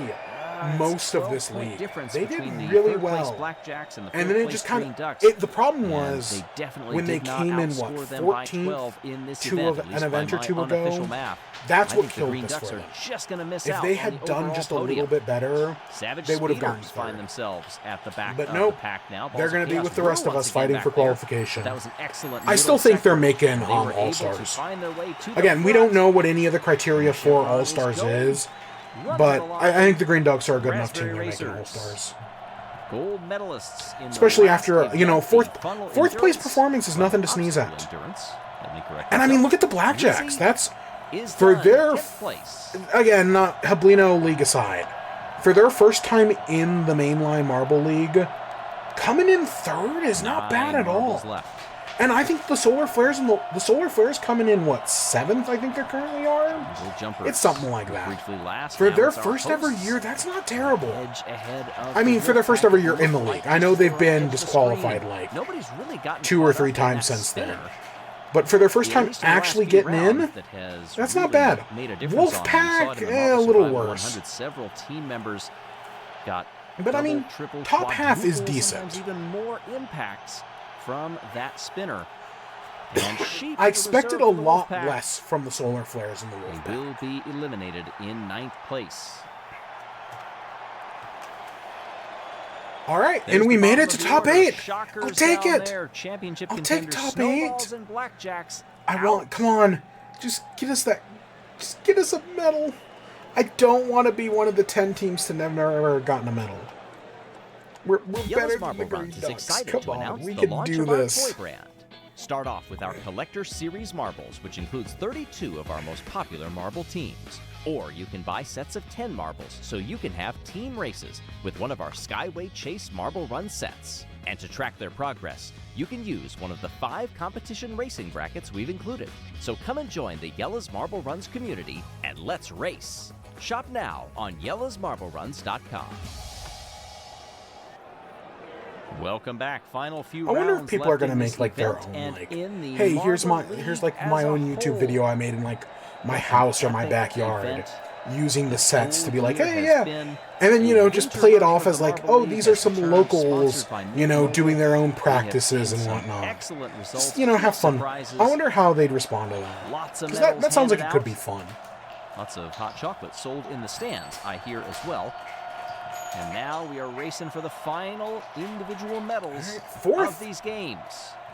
Gliding Glaciers this time crossed the line. And also the Balls of Chaos are still in it. Not be eliminated. It was Crazy Cat Size that went last. They've got a chance. They are done. I'd be so annoyed if they make it and we don't. Oh, I'd be so annoyed. On the spinner did no favors for the Cats, who were for most of this entire tournament fighting for a podium. I think it's Gliding Glaciers in the back. On the run here, it is Savage Speeders, and I think Gliding Glaciers were back there. Yeah. Let's see as they sort on through. Hazers have gone Yeah, backwards. no, we did first. Gliding Glaciers making a nice run. Oh. Finishing strong. There goes And it's Momo. Momo Our who are eliminated champions. in 7th.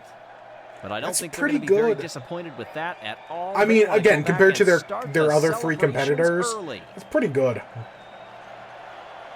Their captain rounds out their final event of these games. They're going to miss out on a podium here, but they'll gladly take it to stand atop the overall podium after this one's done. They're already starting to celebrate.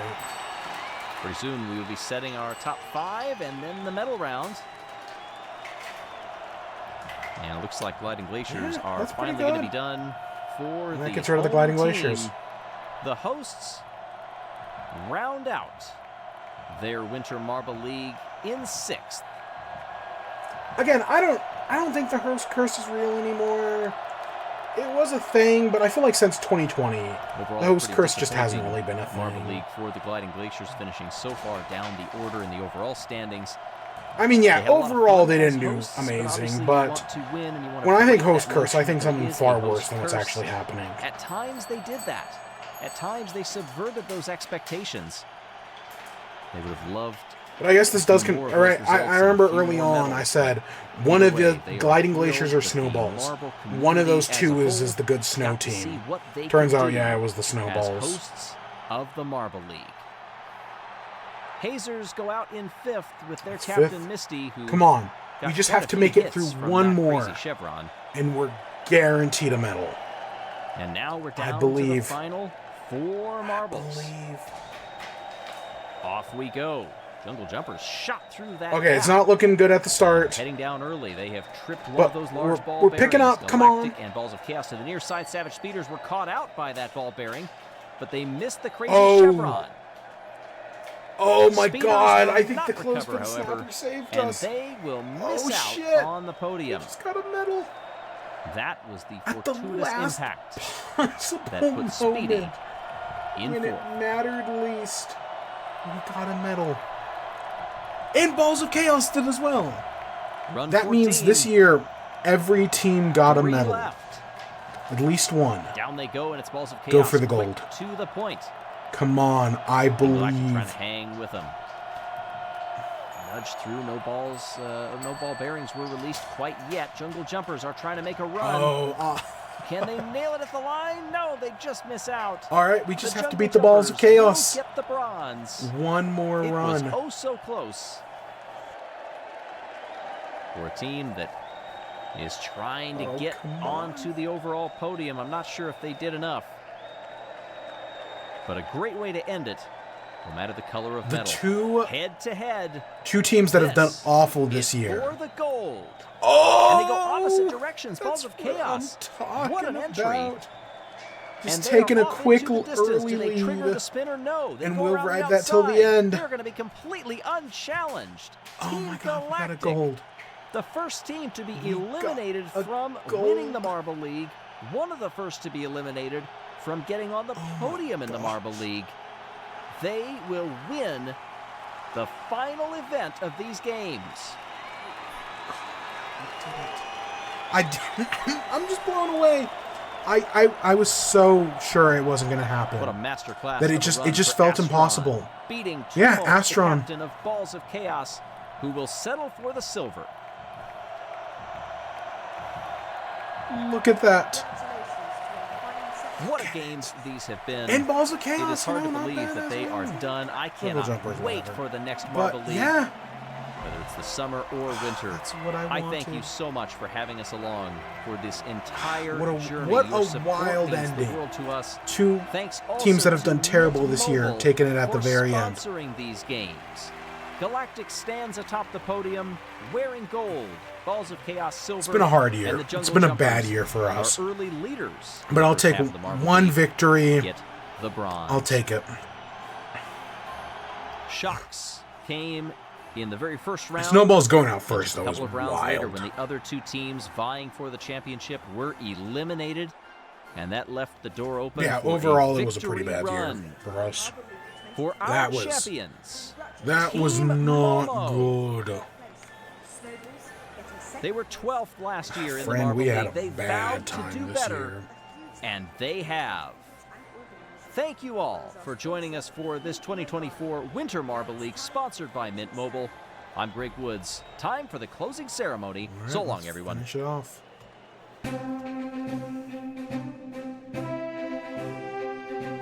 And hey, we weren't six. Okay, maybe the host curse does exist. Never mind. I didn't realize they were 16th. I knew they weren't doing great, but oh shit. Never mind. Never mind about the host curse thing. I'll take 14th. It's not last. It's not last. God, it was such a bad year for us. It was such a bad year. It's a bad year for the Raspberry Racers. Bad year for the Savage Speeders. Oh my gosh. Green Ducks, God, you were so close. But yeah, for their first real year in the Marble League, the Blackjacks did really good. Snowballs coming up runner-up. And then, as it was foretold, it was Momo's year. They won it. Wow.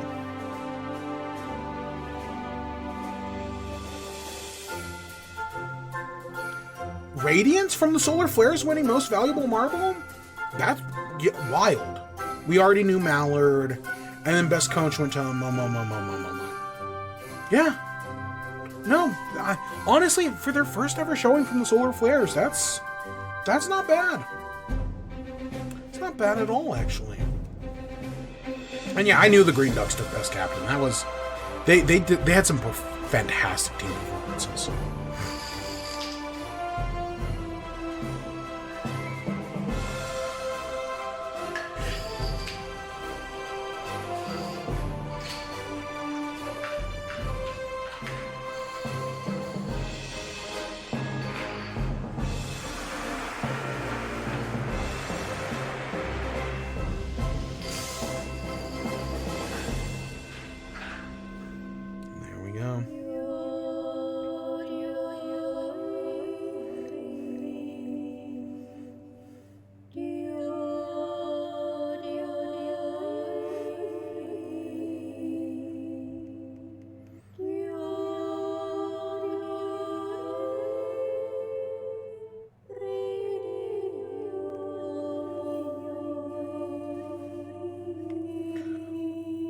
Wish they'd leaned more in. If like the gliding glaciers, you know, their big thing was yodeling, I kind of wish they'd leaned more into that, like orchestrally. All right, hey, it's the credits. That's the best part, where the movie ends and the reading starts. Fuck, I love that song, man. The end credit theme for the second Lego movie. Yeah, all the people that, you know, make this possible. And yeah.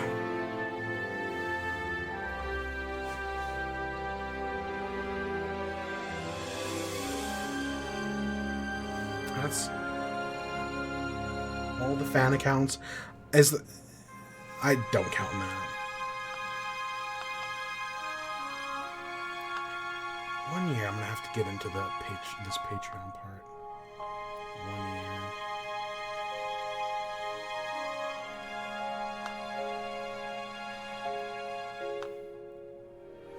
year. Man, all these great people who make this all possible. Truly, yeah, I just love the Marble League.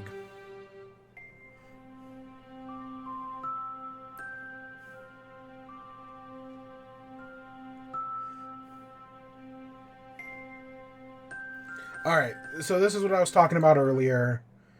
Final scorings. We got 4th in event 1. So we did good right off the start. Or no, wait, that's not us. Never mind. Wait. Oh, okay, so these are points that you get. We got 4th in event 3. I was like, I knew we got 4th early on. I just didn't remember when. We got it in event 3. And then we got 5th in event 11. But other than that, yeah, it was pretty abysmal. Multiple last place finishes. And then at the very end, sixth, fourth again, and then a gold. And right there where the coach switches over. I don't, I think Celeste, they picked it up at the end. I don't know if they did everything. There's a part of me that's like, yeah, it all just kind of worked out. Like the one I'm mainly is Astron, right? They ran it good there at the end. Astron and Quasar, right? In those final two events, they did good. Again, somebody had to take the fall. It was Black Hole. But, yeah, we'll have to see how they do next year. I don't want to judge Celeste based on how they did in the final event. We'll have to wait until next year to see how she really does. Or until the, All-Stars. That'll be the real test of things. But that's just a ways away. Alright, let's find out our host for next year.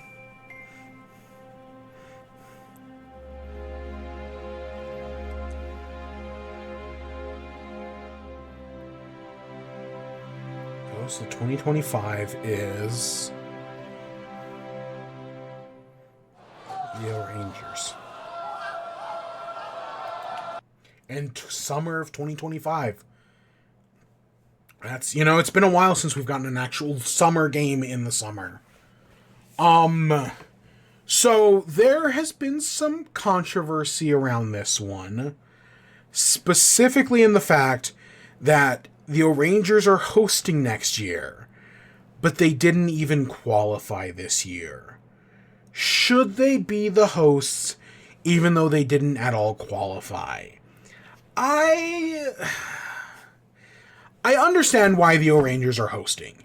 It's the Marble League's 10-year anniversary, right? That's a big special event. You want one of your, the Rangers are a fan favorite team. They're a super popular team. It makes sense that they are hosting. If they had actually qualified this year, even if they had done terrible, there would be no controversy. I really do think it all comes down to the fact that they didn't even qualify. That's what's killing it for a lot of people. Personally, I get it. The Rangers are a popular team. I understand why you'd want them to host the 10-year anniversary. I get that. I don't have much of a problem with it. It doesn't bother me that much, actually. I understand people wanted the Savage Speeders to host. Again, they're the best team in the league. They're also super popular. Even though they didn't do great this year, they at least qualified. I understand all those reasons. All those reasons are valid reasons. But personally, I'm not actually too bothered by the Rangers hosting. It doesn't bother me at all. I get why the controversy exists. Personally, I'm whatever on it. And yeah.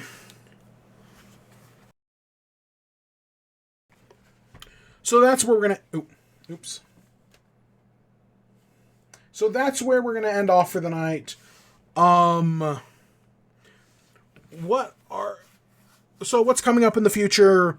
I legitimately do think that within the next week, by this time next week, we will know what the Switch 2 is. It will have been revealed, we'll have gotten a trailer and all that. So next week we will watch the Switch 2 reveal or, anything like that. If that has happened, guaranteed by the end of the month. That's the thing. If it doesn't happen next week, I guarantee you it's happening by the end of the month. There is no way they wait until March. They could. They totally could. But I think the only reason they didn't reveal it last year was because of the holiday season. If it wasn't for the holiday season, I totally think they would have revealed it in October. And I think the only reason they didn't reveal it in October was because they revealed the Switch in October because of the Wii U was doing so bad. They knew that revealing the next console wasn't going to affect the previous console. Whereas revealing the Switch 2 probably would have affected the Switch sales. Probably. Maybe not. It might not have been huge, right? Because knowing about it beforehand, kids would definitely save up some of their Christmas money to buy the Switch. Whereas there is a whole swath of kids who don't know about the Switch 2's existence at all, who don't, troll the Reddits like other people do, who know nothing about the leaks. But now that we're done with the holiday season, now that every day Nintendo doesn't reveal it is one day closer to, is one potential day where everything could leak. Right now, yeah, sure, we've gotten some leaks. We basically know what the console looks like. But, you know, currently we don't know much about, we know basically nothing about the UI. We know nothing about the games. So every one day having not revealed the system is one day closer to all that information coming out. And that's why I would just show it now.